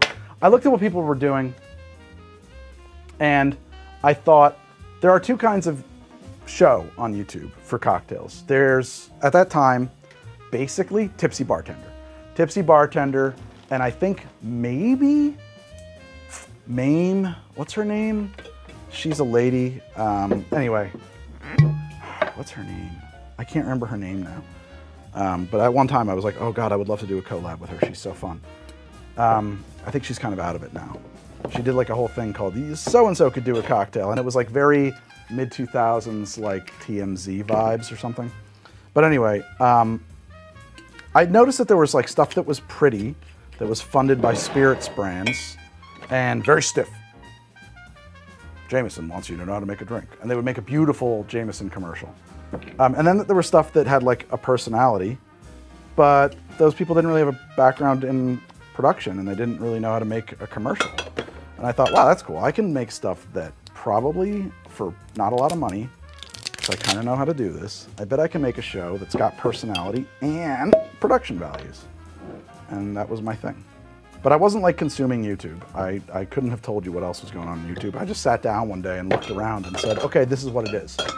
Mamrie Hart, thank you. Thank you. Yes, Liz, thank you. I would love to, I don't know if she's still working, but I'm Mamrie Hart. I remember that intro.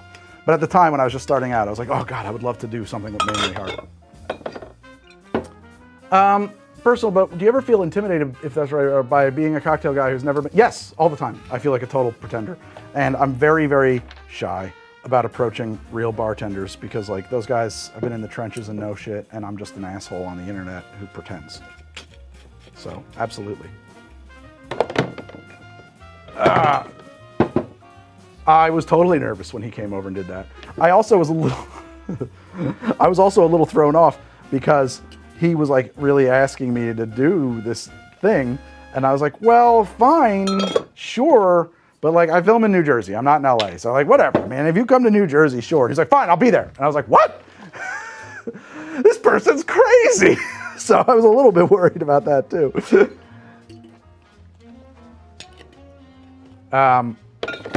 Everybody's in LA except for me. So yeah, no, I was totally intimidated. The guy's like a legit bartender and like a real bartender at like an awesome place.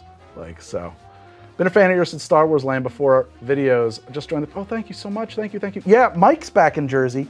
Actually, he texted me that the other day and I would love to have him back on the show at some point. Just got to come up with like a fun reason to do it. I think it's Leandra without the S. I think it's just Leandro, not Leandros. What a cool name, right? I don't feel bad about media. I used to like as someone bobbing on the, I don't know what that means. I don't feel bad about media I used to like as someone bobbling on the currents of culture, stuff becoming old and out of fashion. It's just, oh yeah, I get you now. That's like part of a conversation I'm not party to. But the thing about you that makes you so cool is how genuine you are, man. Oh, thank you. Anders Ericsson, I'd love to have Anders on the show. He's a guy I think we could hit it off. I think we've exchanged pleasantries. Me and Max Miller have exchanged pleasantries. I was on Babish's show, but we haven't talked since then. I think he doesn't like me. I think he probably doesn't think about me. Greg, my quest is to get you to do an episode of Cocktails with Yuzu Juice. I feel like I've done it, maybe a little. I've used Yuzu Juice. Wait, you were in the Army? I was 11 Bravo, Papa, 2 Charlie. There it is. 11 Bravo, Papa, 2 Charlie. Airborne Infantry, Javelineer. But there's a big caveat there. I kind of wasn't. I had my 5th jump out of airborne school went real bad, and I got out of the Army. So I was in the Army for like a year. My condolences to your knees. Thank you. My spine, my knees, all of it. Yeah. Do you have a favorite cocktail glass? Yeah, coupe. Maybe. Brendan and I know each other from college, which is so weird. It's such a small world, man. Arrgh!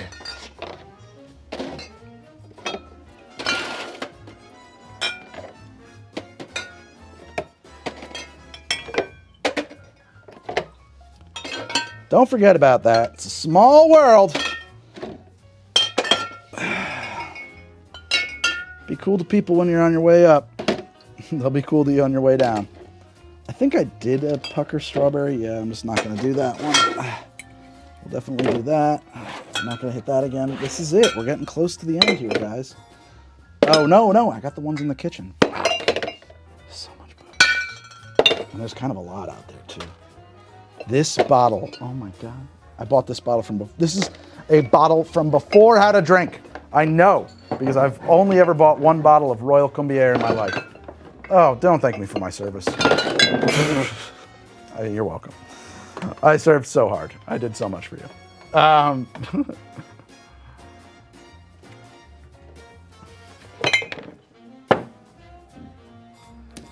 What is this madness you're joining in on? It's what it says on the tin. My man Meredith said you've done it before, but I want to see another viewer's drink submission. Yeah, we should do that. We should do that again. That is such good example of what I can do when Patreon sets me free from YouTube.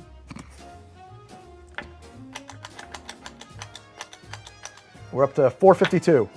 We might make it to 500. Oh, God. If I don't make it to 500, I'm going to fucking find a couple more bottles, because 500 bottles is...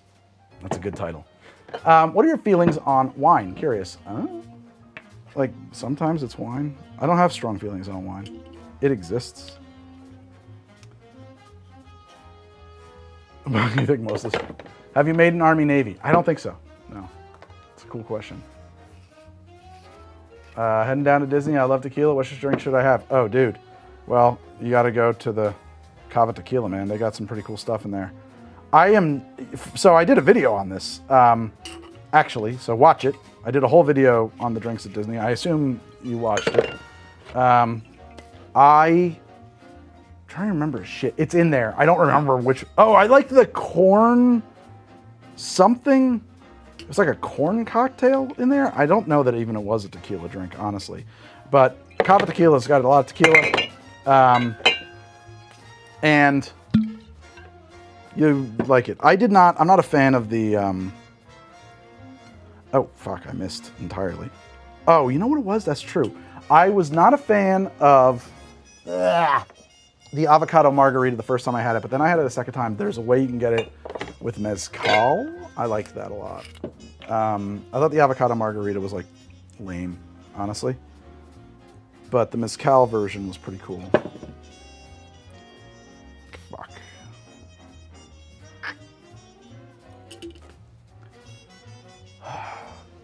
Okay, there we go. Thoughts on mead? It tastes nice. I don't know enough to have thoughts.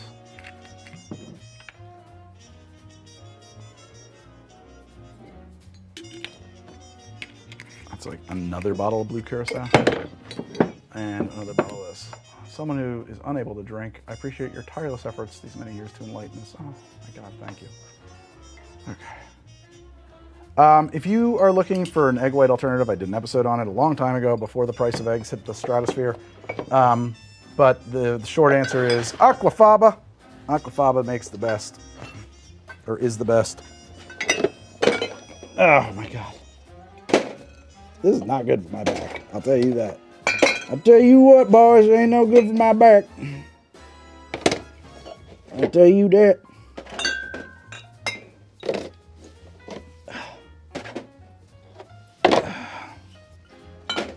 Okay.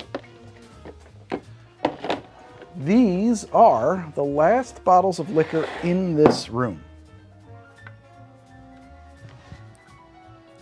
Oh, I do have, let me go get that. I do have one more bottle over there.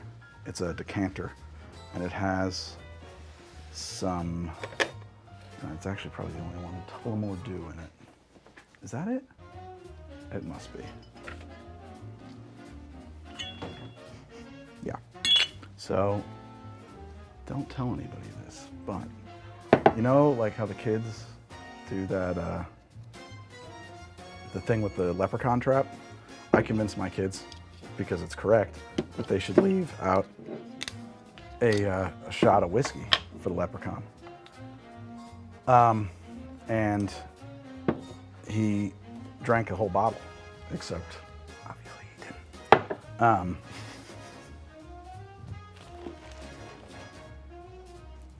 Hollyland unlinked. Yeah, because this battery's dying. I'll swap it.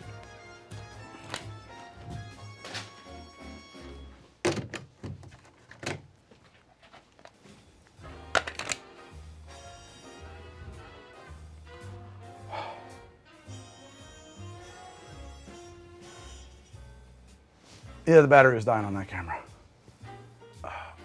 Yeah, I always leave out a little whiskey for Santa too.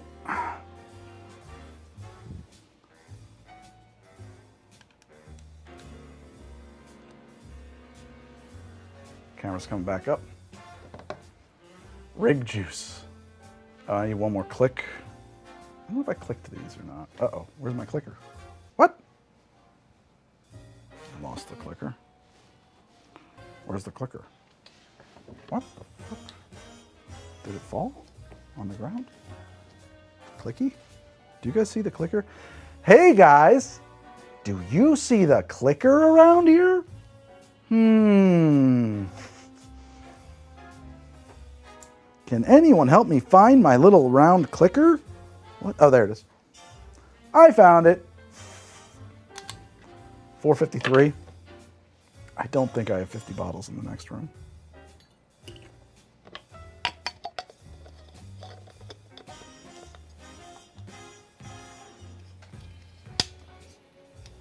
A couple spritz of absinthe. No, it's got tons of absinthe.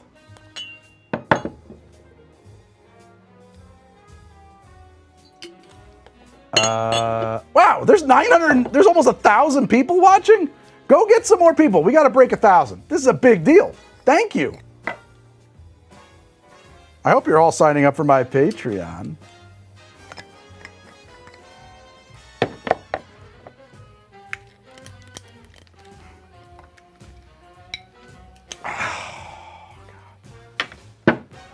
What am I doing? I'm doing the thing it said I'm doing, man. I'm combining every bottle in my bar into a special decanter. Gut choice, rye or bourbon? Bourbon. Not even hard for me. I'm a bourbon man. Yeah, I'm really doing that, Chad. That's the bottle of Saint Germain. Yeah, I guess they make it small now. You're right, though. It is a lot. It'll last forever. Dumb question, does any of that... No. Oh, God, although this cork just broke. Fuck. Well, this might have just gone bad. I'm going to have to, like... Okay. Oh, yeah, the cap broke. Noted. No, it won't go bad.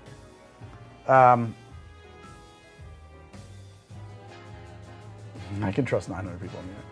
You are a gem, Greg. You've been watching you since the Stim Section. That's a long time. Thanks for the hundreds of hours of entertainment. Have you ever done any paid voiceover work? Not yet. You hiring? I want it. I want it. I would love to do that. That's like a thing for me. You hiring? I haven't even done any free voiceover work.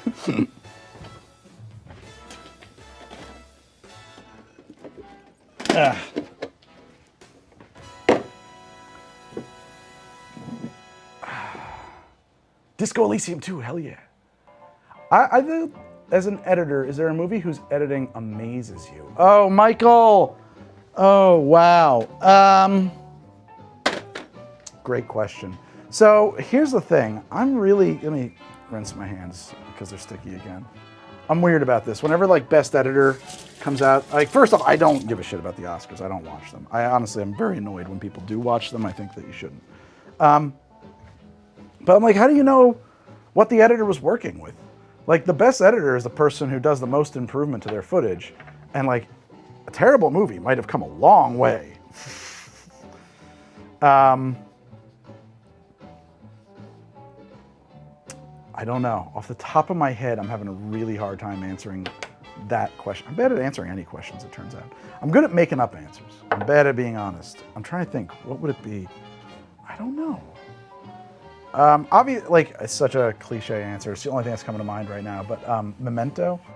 But it's like gimmicky. Like, I don't know, Memento, that movie has, you know, it's lives in the edit. It's a great edit, but it's gimmicky. You know what I mean? Like, so I don't know if that's good. I don't really like gimmicks typically. So I don't know. That's a great question. I gotta go to some bottles in the other room. Layers? It's not gonna settle, don't worry. It's gotta be Man with a Movie Camera. Oh, that's a good answer. Sure. Any Bob Fosse movie? Fallout 1 and 2 remaster? I'd love to see that. Is that a thing yet? What do you think about Edgar Wright's movie making style? I like it, generally speaking. I haven't seen all of his movie, but I really like Hot Fuzz. Goodfellas for editing. I don't have like a picture. My wife's seen Goodfellas 300 times. I've seen it like once. It's not my thing. Lock, Stock, or Usual Suspects. Okay. Top Gun Maverick. Great editing. Interesting. Yeah, like, so Lock, Stock, like, what's his name? Guy Ritchie. Very cliche, like, very stylized. This is awful. I don't think I'm impressed by directors who have style. Old Boy, I've never seen. Let me make sure I'm not missing anything here. I don't think I'm missing any super chats. Meredith's always like yelling at me. Oh, throw in a truly hard seltzer. I don't have one, sorry. When I toured Texas Whiskey Distillery in Dallas, I tried it off the still. It's amazing how you can taste cream corn. I missed that. Yep, that is cool. I must have missed a few. I'm so sorry. I don't know that I've missed. Wars are fought over your spice rack. What cocktails will work best with shaved ice? Gave you an answer. Made a West Coast Redwood Magolio Blood Red from the sapberry, and that was amazing. And any ideas to try it? Oh, Ket Swakey, I hope you're still here. I didn't understand your question. I did a drink with Magolio. It will be in the app, of course, but it was part of, and I cannot tell you what episode it's in because it is one of the Ranger Greg things we did for, it was one of the Ranger Greg segments we did for Yellowstone Whiskey, and I don't know which episode that particular one was going to be in. And I'm sorry, I don't have a better answer for you, but it's there. Doka Ryan, call him up. I'll work with Doka. He's not Nazi or anything, is he? Like, he's probably cool. I'll work with Doka, sure. If he wants to work with me, let's do it. I'll be right back. I gotta go get some more bottles from the other room. So I'm just gonna try and keep talking to you from the other room.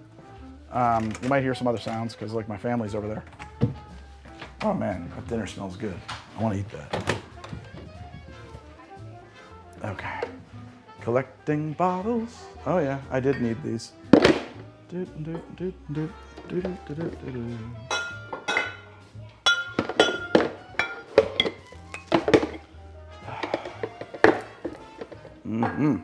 to the. See, that's the thing. This is like where my good stuff's at. Because I drink it. Okay. That's good.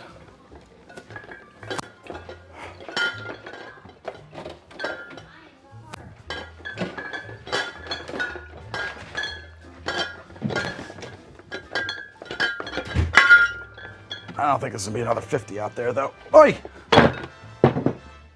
Did I ever play Elder Scrolls Oblivion? I've answered this question. Am I excited for I never played Oblivion. I didn't know there was a surprise remaster, but it sounds like I better do another episode about Elder Scrolls quick. 1, 2, 3, 4, 5, 6, 7, 8, 9. We are at 462. Maybe. You ever thought about turn puke? That's funny. I like it.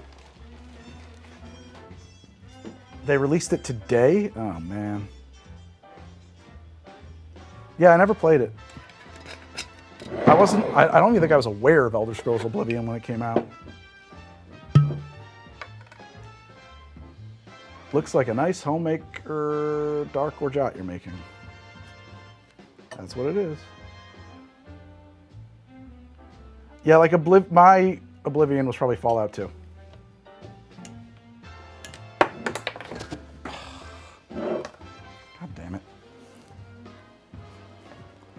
And I did play Skyrim. I thought it was cool. I don't... where is it? My rockin' corker. There it is. Okay.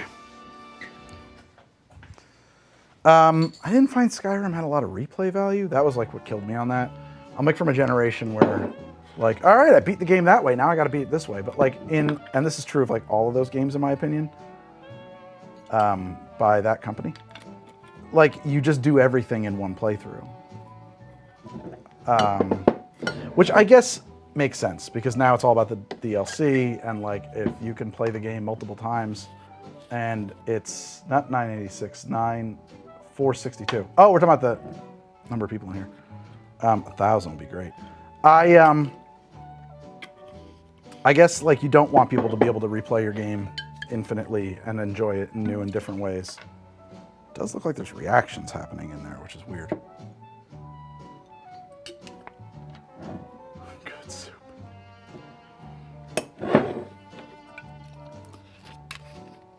You just blacked out and forgot about 500 bottles. Whoa. Have you ever watched Has Been Hotel or Hell of a... No, I haven't. There's not dairy, but there are cream liqueurs, so they probably have some dairy. Are we going to carbonate this? No, but I probably will make something carbonated with it. What is this? Some sake? It's from a brand. Hi, wife. Big fan. So nice to hear from you. Chat going by fast. Yeah, I'm doing my best. Baldur's Gate 3 has a Wyvern whiskey from a mysterious island. Oh, interesting. I haven't seen that. What is my dream car? Ooh, well, it used to be a Jaguar E-Type, an earlier one, convertible. Love that look. Now that I have kids, it's probably some neat vintage SUV. But like modernized and electrified probably. Like I think resto mods are really neat. I don't want anything like original. Do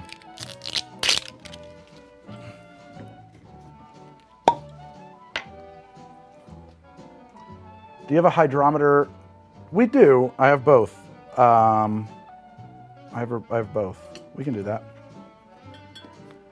If you could own any expensive bottle of expensive alcohol, what would you buy? I don't know that I give a shit, honestly. Oh, a really vintage chartreuse. Some of your favorite films. That's a fun question to answer. Let me go get some more bottles, and I'll answer it probably while I do. A Grand Wagoneer. I hope you mean an old Grand Wagoneer. The new one is the ugliest vehicle I've ever seen in my life. I hate that thing. Now, the Aztec, I mean, like, there's uglier. I can't believe that went into production. That thing is hideous. The Dirty Wastelander. Yeah, what about it? It's an episode I did. I'm sorry. Redbreast 25 year probably is excellent. I have no doubts. International is coming. There's a new International start out coming out with a new Scout. Interesting. That is kind of neat. Yeah, Wagoneer with the side panels. Nah. I don't actually hate the look of a Cybertruck. I hate the guy that made it, and I hate the build quality of it, but I actually think I like it. I want a DeLorean. I like that retro future cyberpunk look. I think it's cool. I think it's too big. I think that they built a full-size pickup and they should have been like a mid-size or like mid and a half or something like that. Did we hit 1,000? 993 for my count. That's amazing. And Maybe it's saying that on your side. That's amazing! 1,000 viewers! 1,000 viewers. I think I better drink to that. Hold on. Let's have...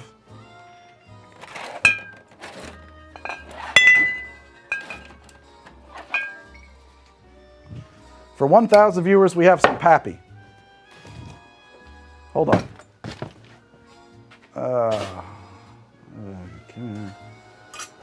People are cringing right now as I get an ice cube. Yep, that's the way I like my whiskey, cold and wet.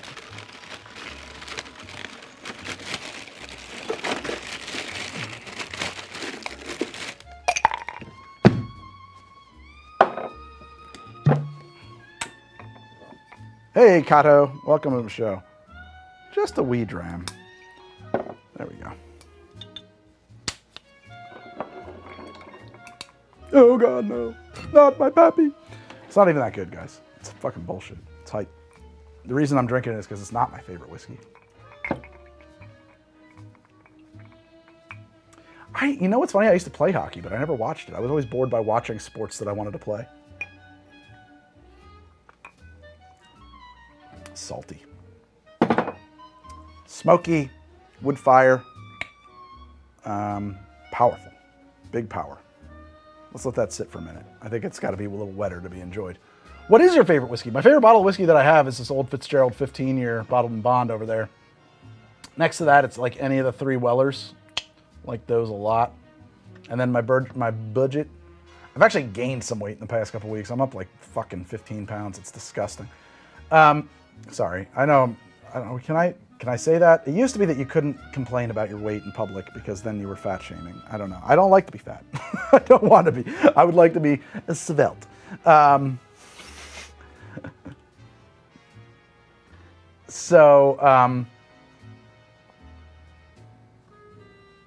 Oh, Max got the answer. Bitters to get us to 500.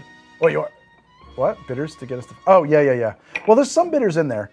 Let me go get the next set of kitchen bottles. I'll be right back.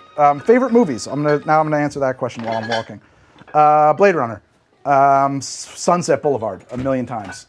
Gold Diggers of 1933, and with that also Footlight Parade and 42nd Street. Let's see here. Babyface, probably Babyface.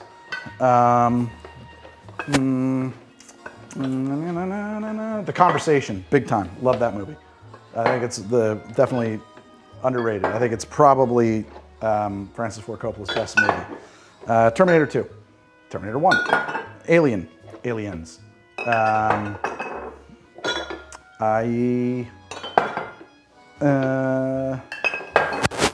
Oh my God, why did I forget about this? Well, first off, you should be watching Midnight Local, the podcast that Meredith and I made.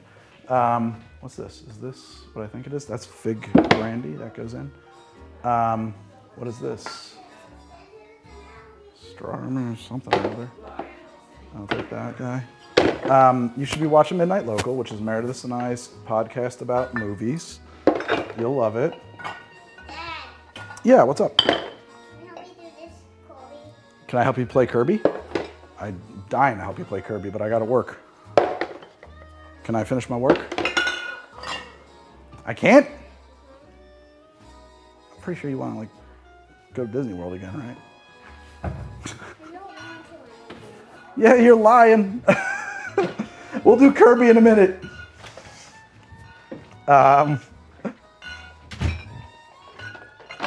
Whoops. She's 4. I gotta finish up, otherwise I don't have to do this later. She'll be fine. Oh, you want to see the internet? Come on. Don't step on any broken glass. Okay, come here. Ah, this is Ruby Internet. See the words scrolling by there on the teleprompter? Where am I?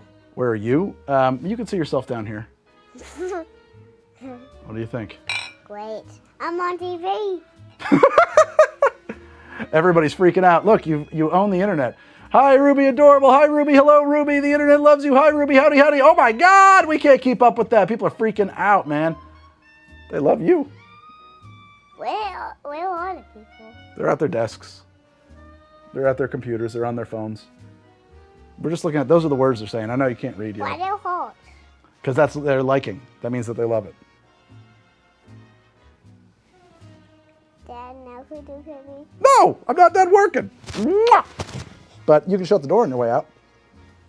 But I'll be done soon. It's not that much more time. It's more than that. It's only 7:30. You go to bed in like an hour and a half. We got plenty of time for Kirby. Awesome. I want to help you. 1, 2, 3, 4, 5, 6, 7, 8. Ha. See you in a little bit. This is really cool stuff. This is a fig brandy that I made with a spinzall. The hearts are still there, girl. No. Well, they stopped. Well, you left, so they stopped doing the hearts. Oh, there's some hearts. They're coming in now. I got a big donation. Oh my God, I gotta check that out. There's the hearts. Here they come. Look, there you are. You get the hearts. Ah, all the hearts. They love me. Okay, I feel like this could be damaging. I don't want this to go to your head. Your sister already wants her own show.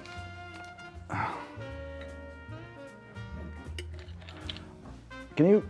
Yeah, go find your mom. That's enough. She's helping Sydney. Okay, cool. Well, go watch that go down. Maybe you can learn some tricks. A little Ango. So, yeah. Actually, it's funny. I shared it in Discord. Someone mentioned voice acting. I'm getting into puppets.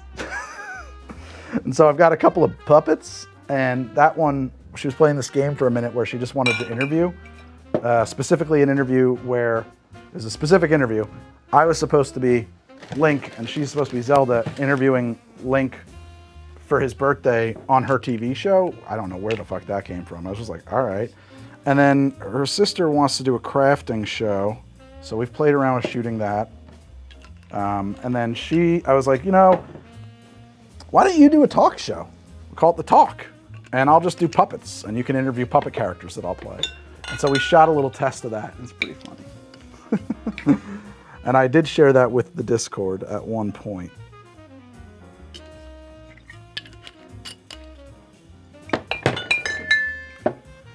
What jazz musician? I don't know. It's a library, and I'm going to get to that mega super chat in a minute. It is a music library called Epidemic Sound, and they have all kinds of music, and basically every YouTuber uses it because it's very affordable. So it's royalty free.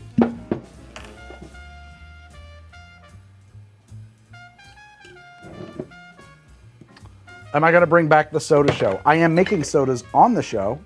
I built a whole second set for that, in fact. Matter of fact, we're probably going to visit it in a minute. And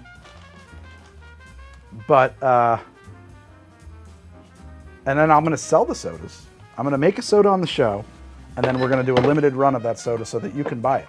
Isn't that fun? I think it's fun.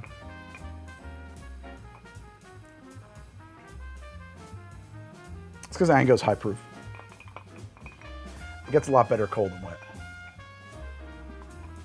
I've switched to pipettes a few times here, Daniel, and no, not really, because I mean, we're talking about like the residue on this thing. You're not gonna taste that in any of these, All right, I think I got at least one more of these guys, and we're on bottle 470.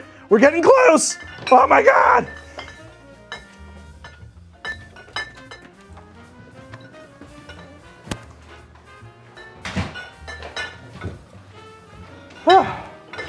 Up to bottle. Girl. Ruby met the internet.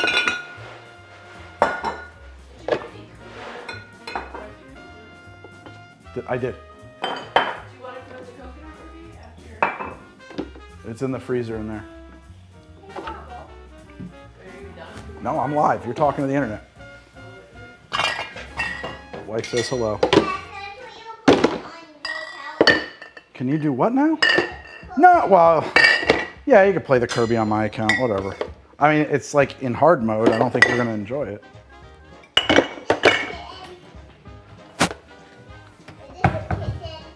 Is what?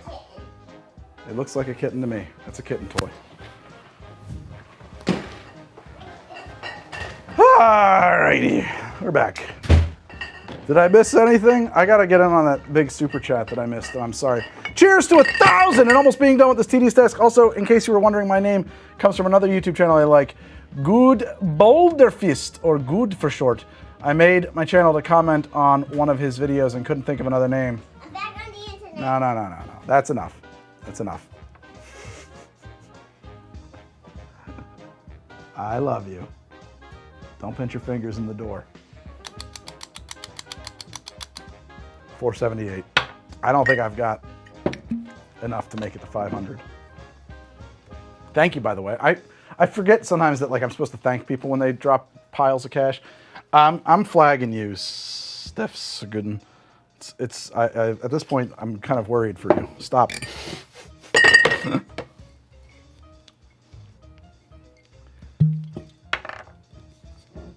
Oh, that's funny. I just assumed it was German or Dutch or something. It's actually... Will there be shipping limits on those sodas? As someone who lives in Norway, Norway's going to be tough, man. Yeah, I'm sorry. I don't even think we can do Canada. It's going to be probably not even... It's going to be lower 48, I think. Sorry. I predict it's going to taste like fine. It's going to taste like spice booze.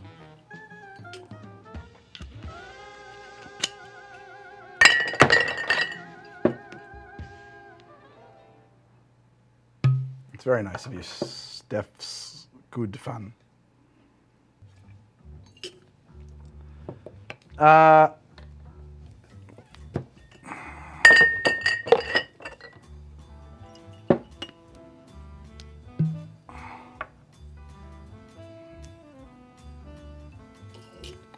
think this playlist is only 10 songs, which means it's like got to be repeating a lot. You need a puppet sidekick, and I'm the dirty puppeteer you need. Oh, neat. I wanted to do, so when we did Ranger Greg, I really wanted to have a puppet with me, like an angry, surly puppet who was drinking and thought that this whole thing was like, not like he was a drunk, but like, I need a drink to get through this. This is beneath me. This is beneath us. This is beneath the parks, but they didn't get it. They were the best client ever, but they were like, I don't think we should make a kids show with drinks. And I was like, it's not a kids show. You're missing it. What other things am I working on other than Gregory? Well, when I get Gregory done, everything else is gonna be a lot easier. I'm working on, or planning to do I'm gonna do 4 more of these guys, the Perca-Colas. I'm probably gonna revisit some Nuka-Cola stuff, but I'm definitely gonna do Pit Cola from Gravity Falls. I'm gonna do, I'm trying to think here now, what's the other ones I wanna do? I wanna do Pit Cola, I wanna go back to Slurm and do a real non-alcoholic version of Slurm. I have a whole list, honestly. I'm probably gonna do some stuff from Cyberpunk, possibly even in collaboration with them. I want to do a series of like non-alcoholic representations of Dungeons and Dragons potions that can be used as like table aids. I think that would be really cool. How's the app coming along? App is functioning, Madeline. You can get it at htdapp.com. The data set is improving every day that Meredith works on it. There's a lot of drinks for her to go through, and sometimes for me to go through, but mostly for her, because I'm doing the other stuff. Yeah, what's now? Ruby. At this point, I think you're just hamming. It's all right. You just hamming.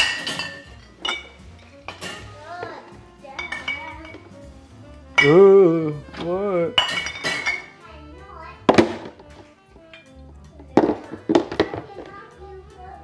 I know you can't. I don't know why you can't, but apparently you can't. All right, these are the last bottles in the kitchen, I think. There's only 4 of them. Shoot, we're gonna have to come up with some... I'm following you. No, go follow your mom. Ugh. There are bitters that didn't make it into the drink. So that might be a factor here. 4 more. Me and Brendan never played. We never got to play D&D together. 482. We were friendly, but we weren't like tight. But now I understand this because like Brendan was like 16 years old or something, and he was probably like, why does this old man want to hang out with me? JB, I don't know what the okay buy is for. It felt aggressive. She got the big internet bug.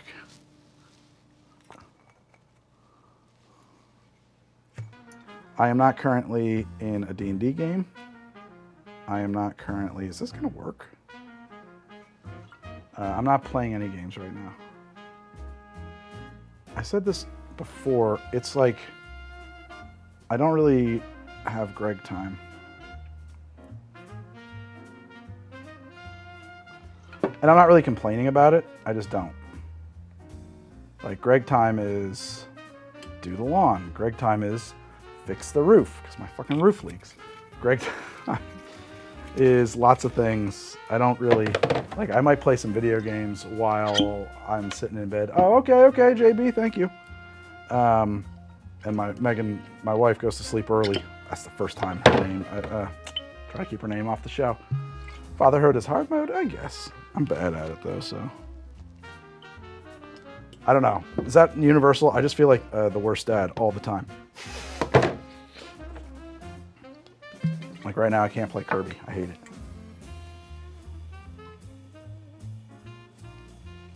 All right, how many are we up to? Greg time 2025.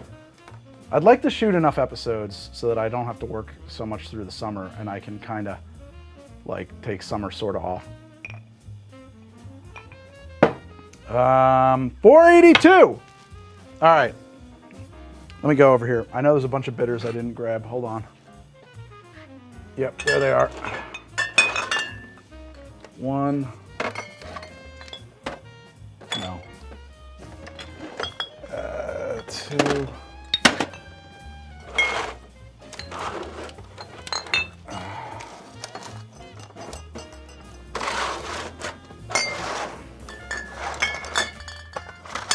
Oh yeah, oh yeah. 4.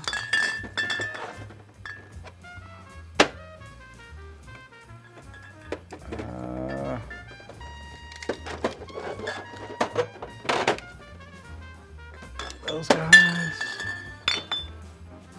Get that over there, get this in here. Oh, I totally forgot that exists.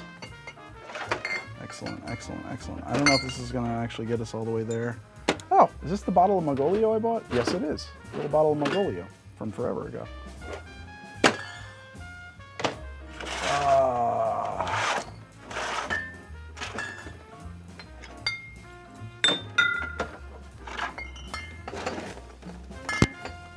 Okay. All right. Where are we at now? Oh, wait, what's that? Oh, I totally missed that, too. Okay. Oh, I don't need that. Plastic bottle of grenadine.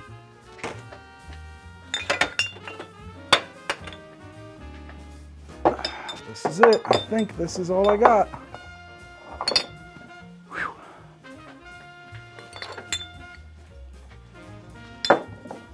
A lot of dust on these.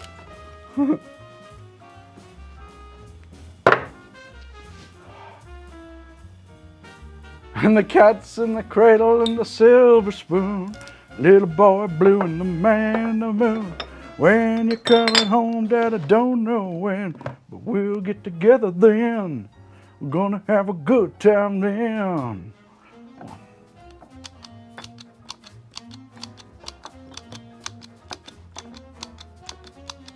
$4.96! Oh my God!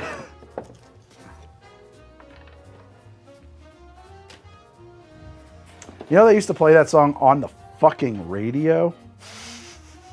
You know how fucked up that is? You're just driving around, all of a sudden that shit comes on.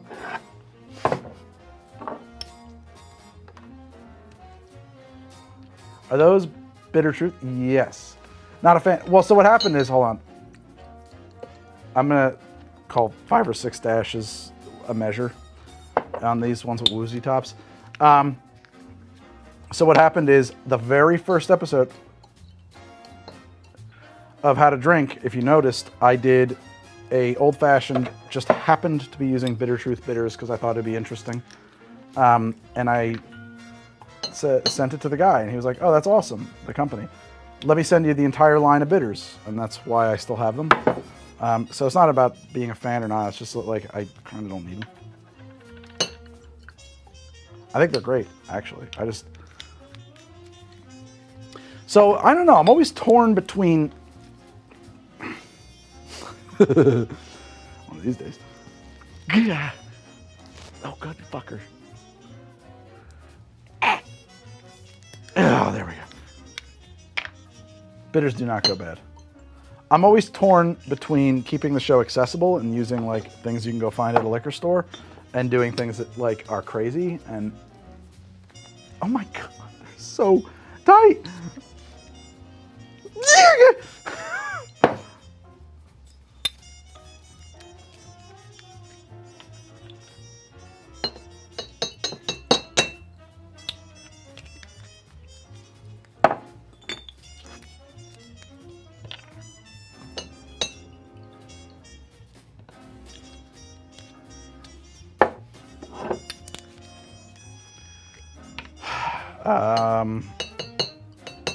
Chartreuse, they had it at Total Wine the other day.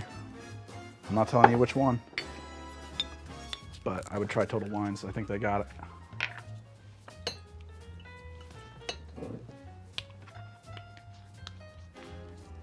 it.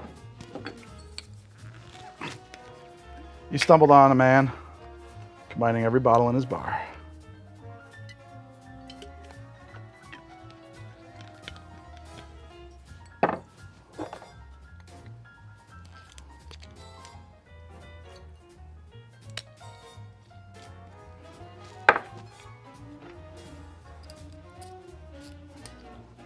I'm gonna have to go rinse that underwater.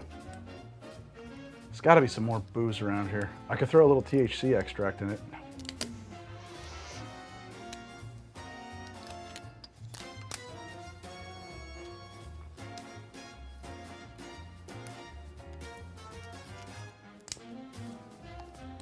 Could do grenadine.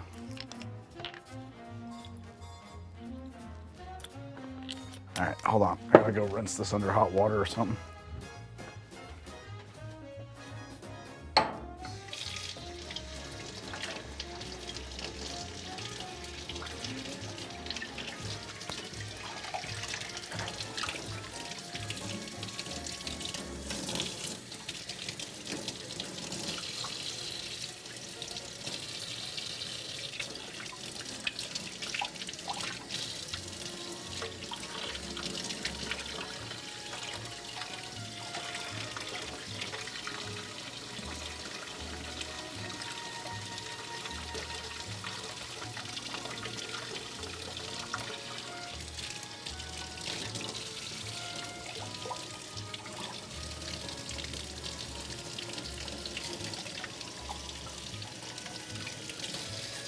There we go.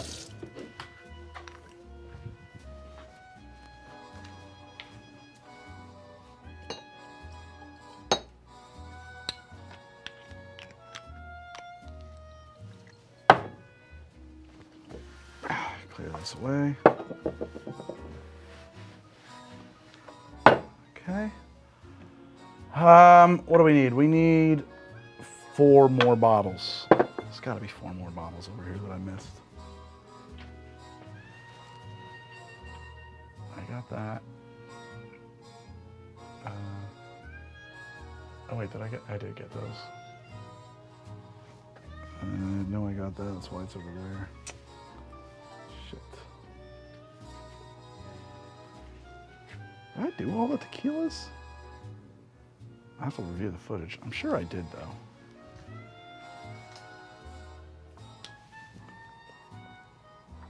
I don't know, guys. That might be it. Well. Oh, wait. I did miss this. Shit. I love these bitters. These are so good. Acid phosphate. Okay. Ah! 2 more!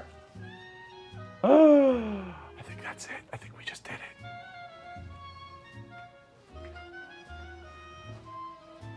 Drum roll, please.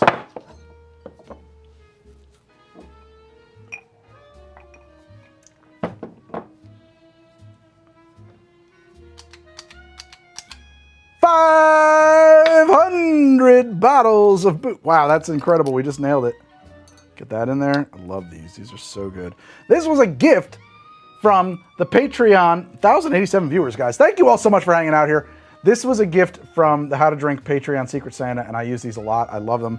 They are Crude's Small Batch Bitters Experimental Cardamom Caramelized Raisin Bitters. What a gift, let me tell you. Love them. And they're delicious. That's the kind of thing that you get in on if you're a member of the Patreon. So I hope you're all signing up for the Patreon. Little acid phosphate. Because I'll tell you, there's these benefits you just can't get on the Patreon. You can't get them anywhere else, I mean.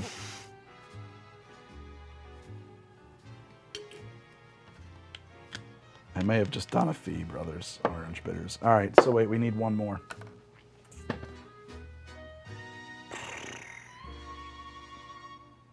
Well, I have some cherry juice I fermented accidentally. Technically, that has alcohol in it.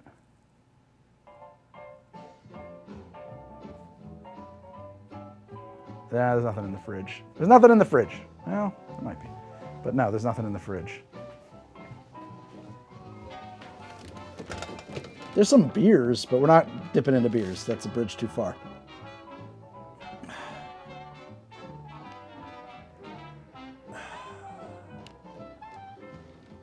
Yeah, I don't want to do that. Okay.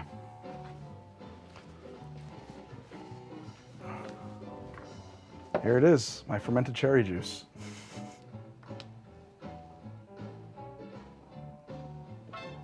Is that camera full? Is there no more? Okay, it's recording. There's Everclear in there.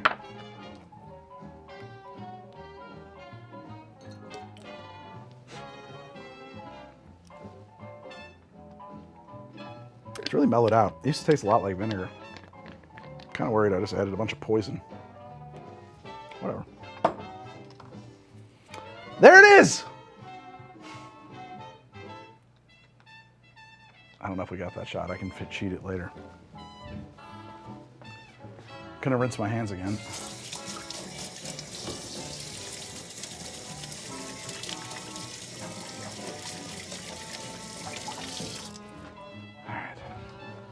All right. Let's switch it up for a minute here. We're almost done. Phase 2. I think chat's gonna get hard to read though, but I'll do my best. Bar shoot, bar shoot, bar shoot.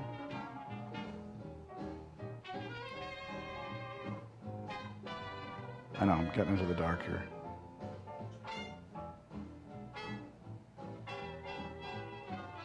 There we go. No, I want that one. My hands are wet. There you go. All right. Switching cameras. So I want to be on camera 2 without the pit. To the lab! Hey everybody, welcome to the How to Drink Lab. There's a couple of things I'm working on here. Let's filter this sucker first. Bar in a bottle, what the fuck? Bar in a bottle, ching ching chug chug. Drink Lab, yes, Drink Lab. I can't barely fucking read that. I should probably record this. What do I need? I need my vacuum flask. I need this. I need, is that gonna fit the collar? I believe it does, yeah. I need this guy. And I need the pump. Ah, okay. This makes some noise, so I apologize, but this should filter extremely fast.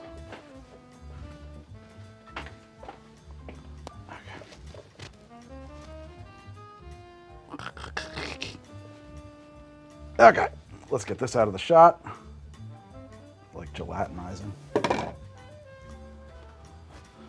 And I gotta hit record on this camera. The remote broke, so sorry. Whoop. Okay. And then I did this, guys. Where's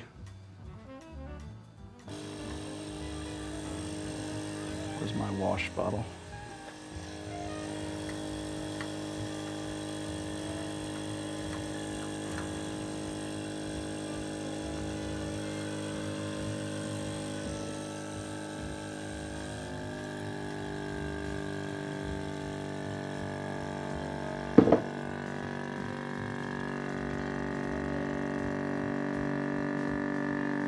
Science!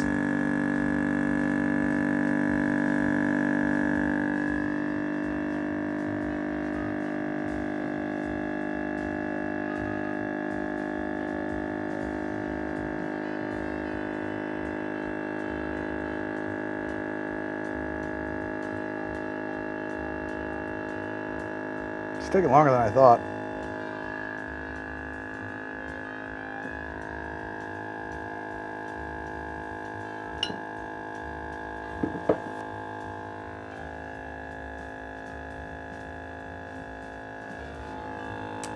Needs more green leads, so it's clear it's science. Woo!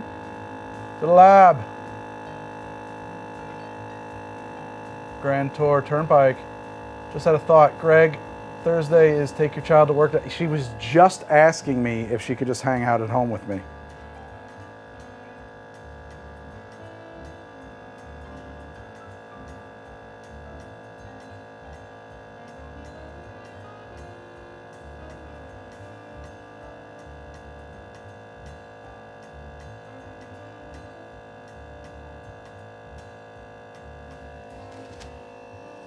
Wow, I wonder what's in there. It's slowing it down so much.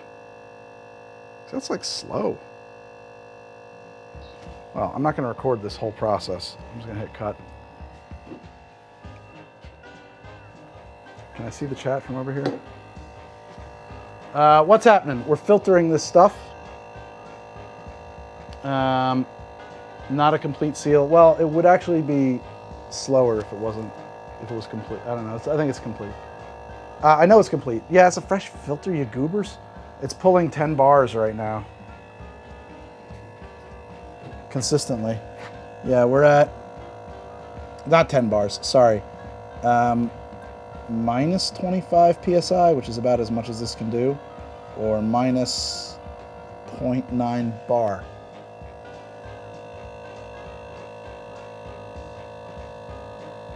Too much glucose will clog it. Interesting.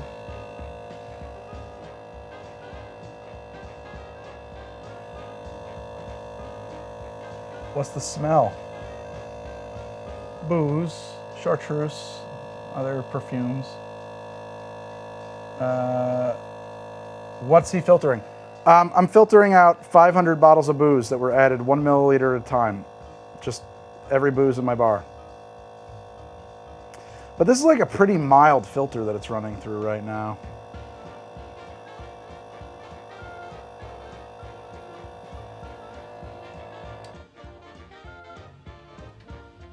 Sorry, I think it's so loud.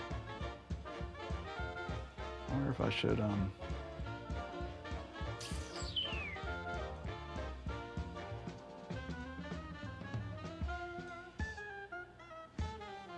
It's like holding pressure even without the pump running. 500 mils of booze in the bottle. 500 mils of booze. It's more like 750 or something. I could oat milk bag it, but that would take slow. Yeah, I'm saying we could pass it through a multi-stage process here, is what I'm thinking about doing. Do I have a funnel around here? Not handy. It's probably in another room. I hate it when I start a filtration and it's like, okay, well, I'm committed. That's what I'm doing for a while. I just gotta let it run. Because I have other things I wanted to work on. Like these, which this is gonna be a mango syrup, I believe, and this is a mango liqueur that's happening. And then this, oh, those are crusty, is frozen cherries that I'm attempting to firmify, and I think it's actually kind of working. Kind of. In a bath of, oh no, it's still frozen. That's a problem there. All right, we're gonna let it sit. They're probably gonna sit overnight. Some of them might be working. I'm trying to firm them up in a bath of calcium lactose glutamate or calcium lactate glutamate or something like that. I want to move this over here though because it's going to damage that with the sweat. Calcium lactate glutamate. Trying to firm them up. Trying to get them to kind of like recover from being frozen, basically. Love that booze is 98% other. What am I gonna do here? God, that song sounds just like Ain't Misbehaving. Misbehaving. It's really trying hard to. Okay, here's what we're gonna do. I'll be right back. Oh God, slipping through, slipping through.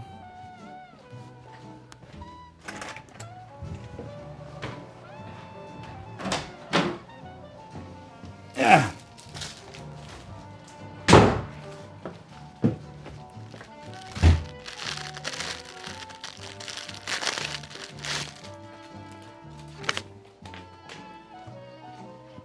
Get the big beaker. Chat is just too small for me to see right now, guys. I'm sorry I can't keep up with you, but do hang out. I just did this the wrong way.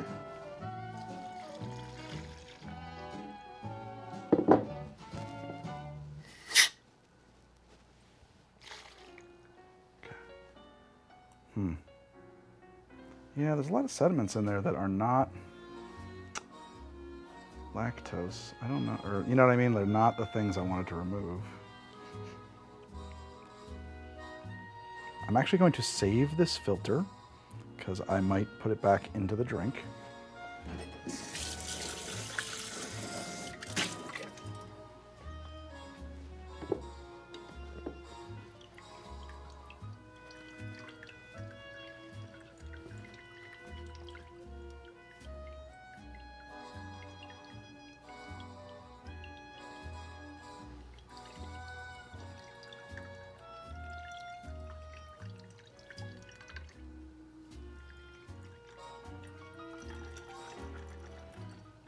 Honestly, that's probably filtered enough. I really didn't want to take out a bunch of small stuff. I just wanted to get the kind of clumpy looking shit out. Let's leave it. Eat the filter contents.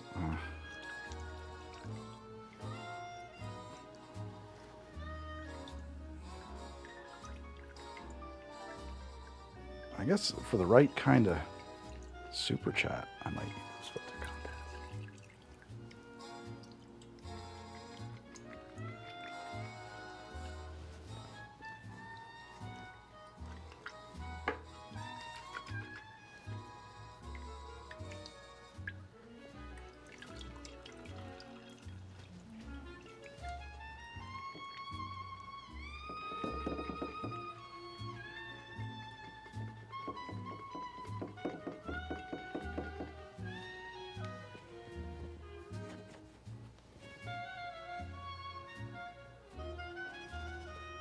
That's about it. Okay. I'm gonna clean this thing out because it's got some wax inside the bottle from the one thing that opened up.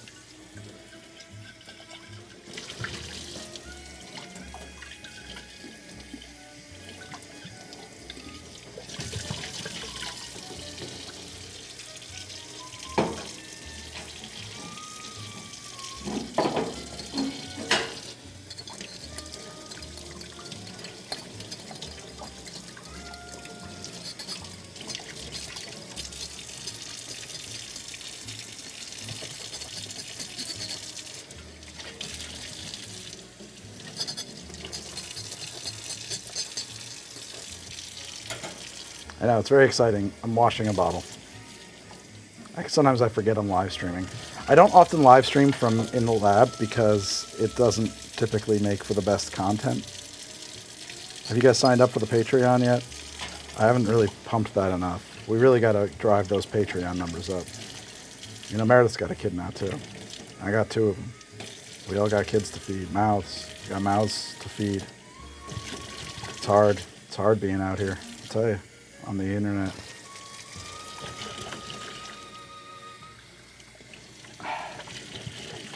Come on, guys. I had to crank up my water heater, and now it's so hot. It's so hot. Oh my God, it's so hot. Just like rip your flesh off hot. My house has one of those old school giant jetted tubs in it. It's pretty cool. It's built for two. My wife and I like to spend a little time in the hot tub. It's an awesome tub. And but there wasn't enough water to fill it until I turned the heater up all the way, or nearly all the way. Why is Greg doing that? Because he has to fake the shot. I don't want to have to deal with the reality of what we just did in this. Because the truth is the truth here, right? Like it says, it's all the same. We filtered it. What's the difference? I just wanted to be able to get this shot of me pouring it from there to there.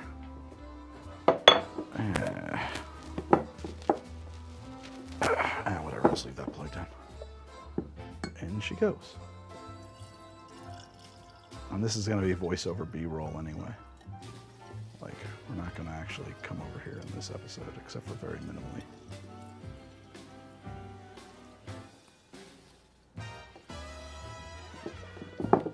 There it is. Looks pretty good. There's the stuff we filtered.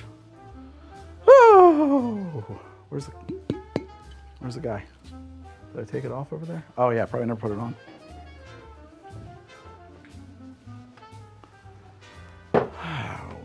Oh, I should cut that. I know everybody wants to see me taste it. Let's do it. Let's do it. What? Okay, we disconnected on that. Sorry, guys. I'm a little flustered at the moment. Hi, it's the dark. I know. There we go. Is that all right? That's it. Hey-o, I'm back. Let me get a glass. Sure, this little, no, that's perfect right there. Oh, no, it's filthy, so it's not perfect. It's the opposite of perfect. Yep, you're the guy. Close enough. All right. Here we go. 1 Jersey Turnpike. Just a snort there. Let's see what it's like. A lot of banana on the nose.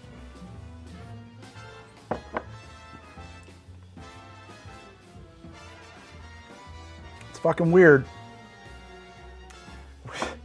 The amount to which you actually taste everything is mind-boggling. Chartreuse, coffee and chocolate, banana, almonds. Heat! Got the heat! Spicy pepper shit. No, well, maybe very distantly if I'm looking for it. Do I get some wet dog? But it's so far away. The opening is not really what I wanted, honestly. What I wanted. There's allspice, there's bitters, there's all kinds of stuff. I mean, it's crazy to me that it doesn't just taste like brown. Like you actually get a bunch of different notes in there. Somebody wanted me to refract it. We can do that. Hold on. Cheers to 1,000. Okay, yes, that was our last mega chat, I believe. Just want to make sure I'm not missing one. What's the odds of this tasting good, brother? Not that bad, actually. Hold on a second. You want to know how sweet it is? Let me get my refractor. It's potent. I think you can make a drink with it. I think you treat it like kind of a spiced rum. Weird chocolate aftertaste. Weird lingering coffee chocolate notes. Big time. For those of you who don't know, this is a refractometer. This lets me measure more or less how much sugar is in there. There's probably some other stuff that'll throw it off, but always get an air bubble. I'm reading, hang on, let me get it in focus.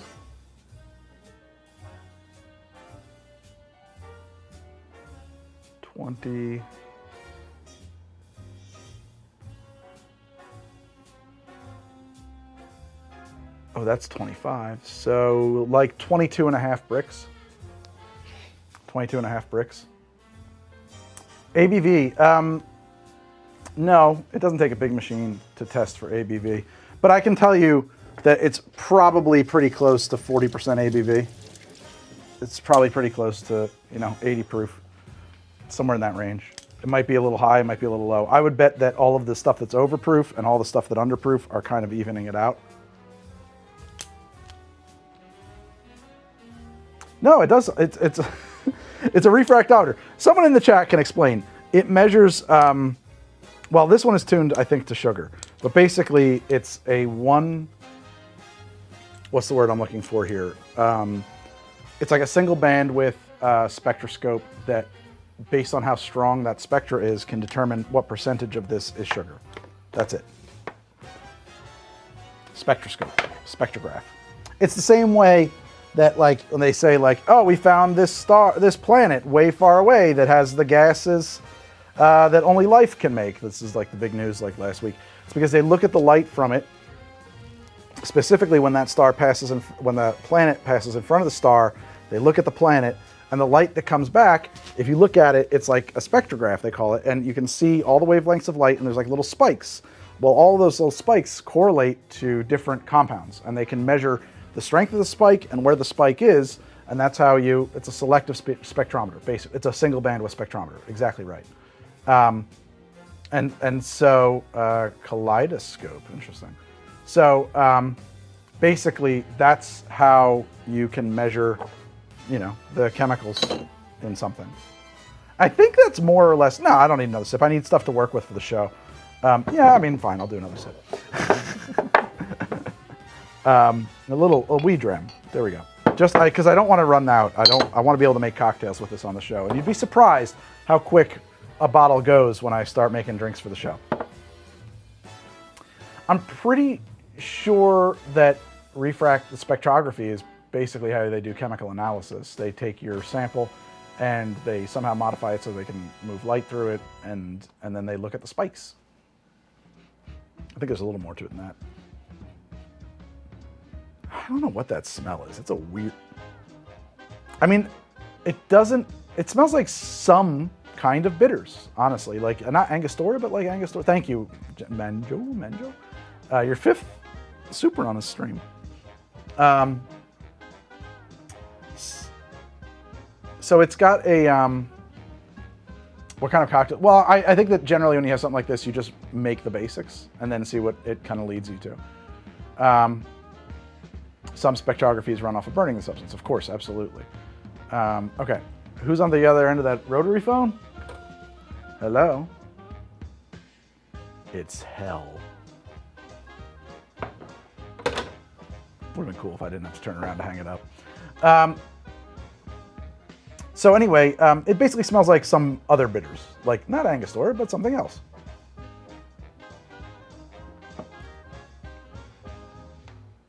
I genuinely don't hate it.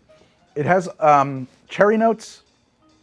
It's foolproof, man. This shit's rocket fuel. It is like cherry chocolate coffee chartreuse, if I had to sum it up. Kinda. It's not bad.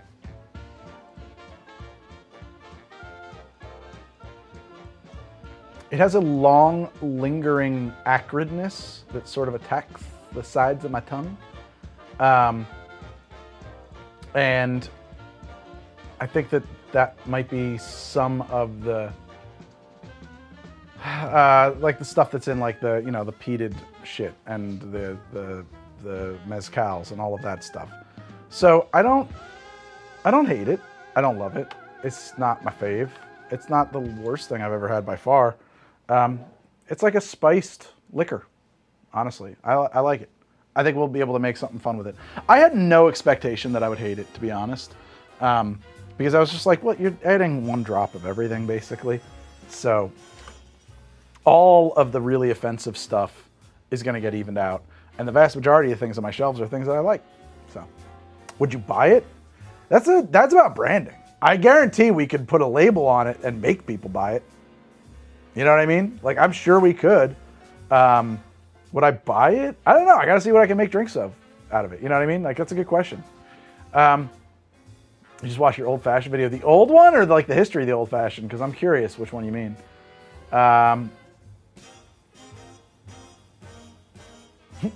Greg's gonna be playing Kirby and wondering why. Yeah, like Lisa when she drank the water from the Duff ride. It's like, ah! Jersey Devil Juice. It's the Jersey Turnpike for sure. Can you do a breakdown of the types of bottles that went in it? Percent whiskeys, percent rums. I'd like to see that pie graph. I cannot, Daniel. I cannot. That sounds very complicated. Oh, put it in the formula? Absolutely. Cool idea. So it would occupy like between your chartreuse and your sweet liqueur. I would say it's more chartreuse than a sweet liqueur. So it's more herbal than sweet. It might be a little base spirity. So maybe you, yeah, in the formula, I would probably split, and I'm not doing it now, I'm not equipped. I wish I had another one of those because I don't like the way the flat sides look nearly as much as the nice cuts. It would also be very different if we filtered it until it was clear. And I might take a portion, like 50%, and try that because I'm interested in how that would be. Because a lot of the spiciness, it's spices that are dissolved into here from like spiced rums and bitters and stuff. But, oh, thank you, Vinyl Scholar. So much. Is that drink going to go in the app? I don't know how. What would I leave out? I wouldn't be able to tell you what I would leave out. I have no way of knowing. You know what I mean? Like, it's a full gestalt. This is the taste of the whole bar. Nah, you don't even taste the absinthe, honestly. You're right, though. Absinthe is a major cut. Like, it would show up big, but nah, it doesn't even taste like absinthe. My God, man, go play Kirby. It's funny, though. I do want to go play Kirby, but I really should do this other thing, too, because like that's just like the time is running on this other process I'm supposed to do. I can do it real quick. I don't even know if it's for an episode yet, but we're going to find out. Yes, we're in the dark. I have like a live stream lighting scene that I invented, right? No? Whatever. Nope. There it is. All right, let's just go over there real fast. You're on camera too. Yep. Okay. Oh, and then I'll try to set this up so I can actually read it, but it'll be tricky. Okay, it's gonna go by super fast. I had to punch in on it like 1,000%. So maybe I'll get an occasional word. I can read that. I just gotta move the mouse.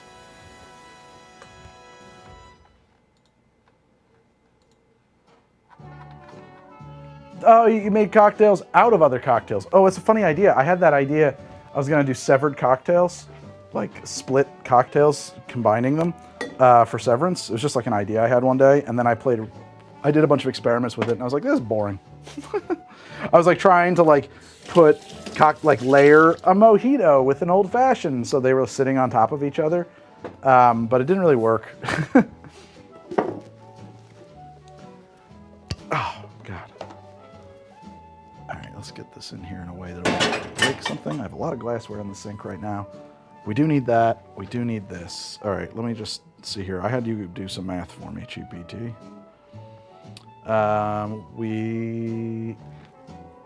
Quisazole. We want to add Quisazole first. 1 mil per 500. 1 mil per 500 of puree.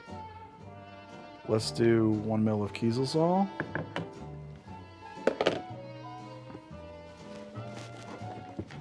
Because like there's like kind of a time factor here, and I don't want to let this sit for too long.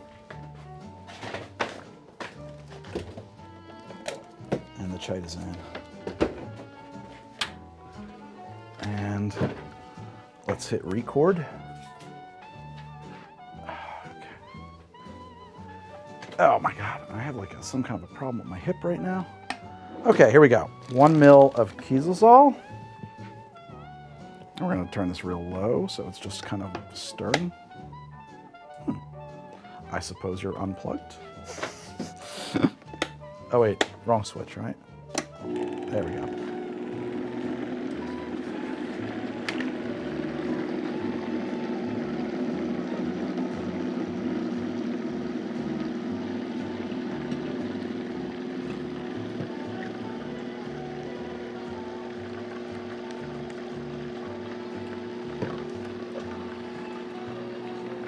And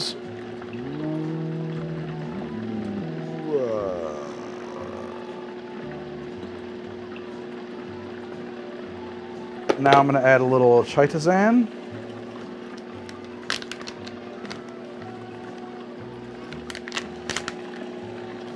And I'm supposed to weigh it to a gram. So let's do that. Where's my gram scale? Fucker, you were right here. Where'd you go? There you are.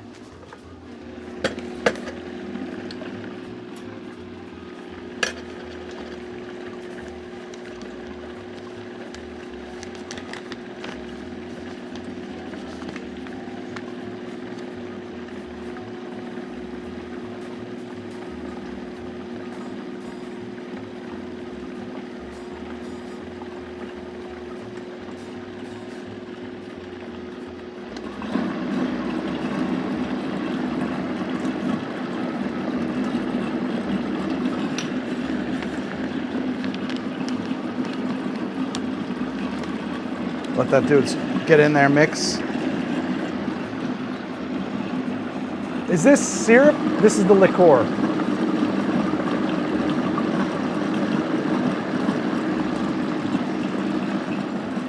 I don't know. I've seen Dave Arnold not make a solution with the chitazan. Just add it straight in, I think.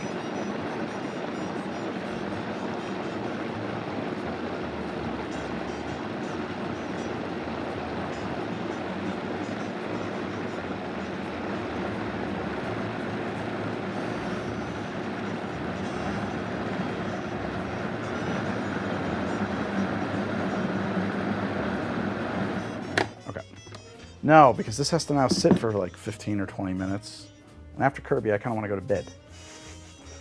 And then I'm going to put it into a spinzall in a little bit. This one needs significantly less. And also I doubt it even needs anything. This one is the sugar syrup. And the reason it needs less is because there's less fruit in it.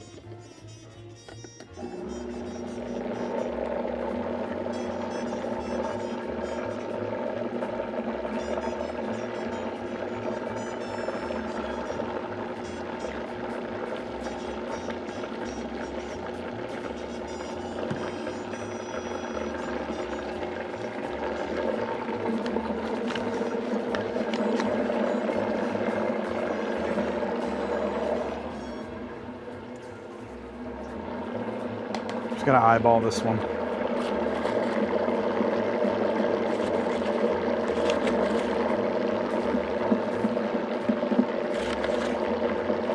There we go.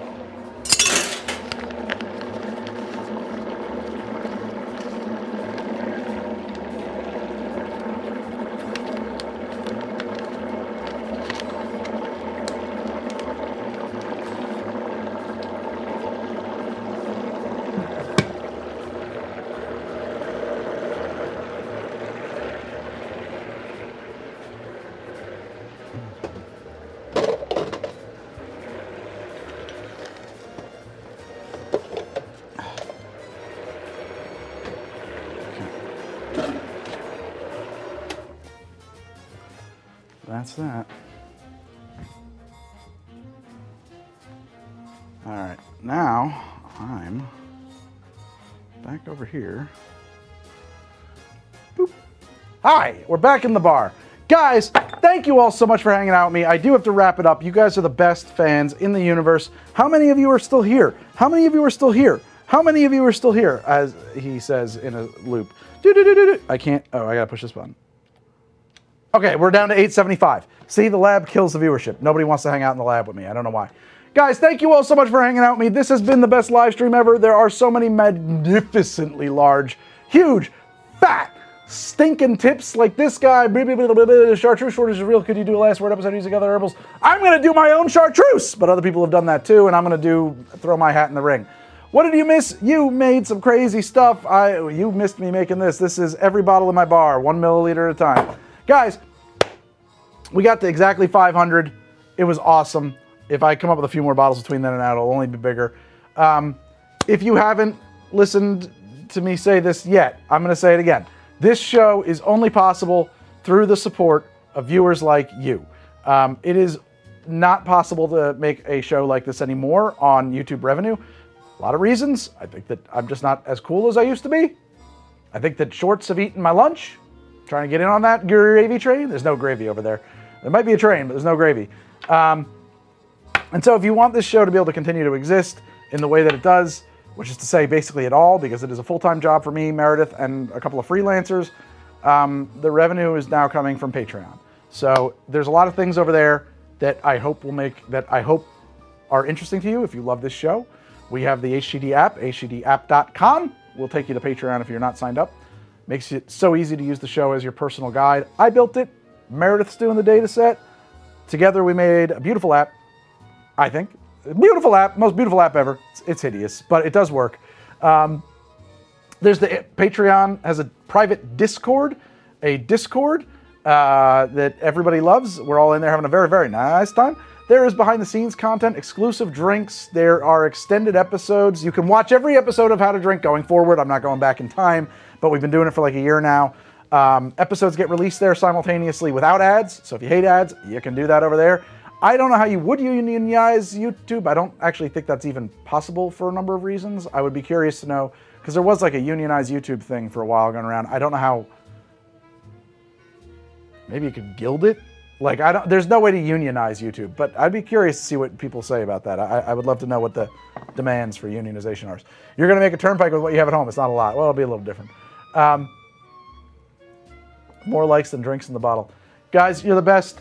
Unionize YouTube. Now, there's a thought. Oh. I love you all. Be good to each other. Be excellent to each other. Good night. Good luck. And I'll see you soon on another episode of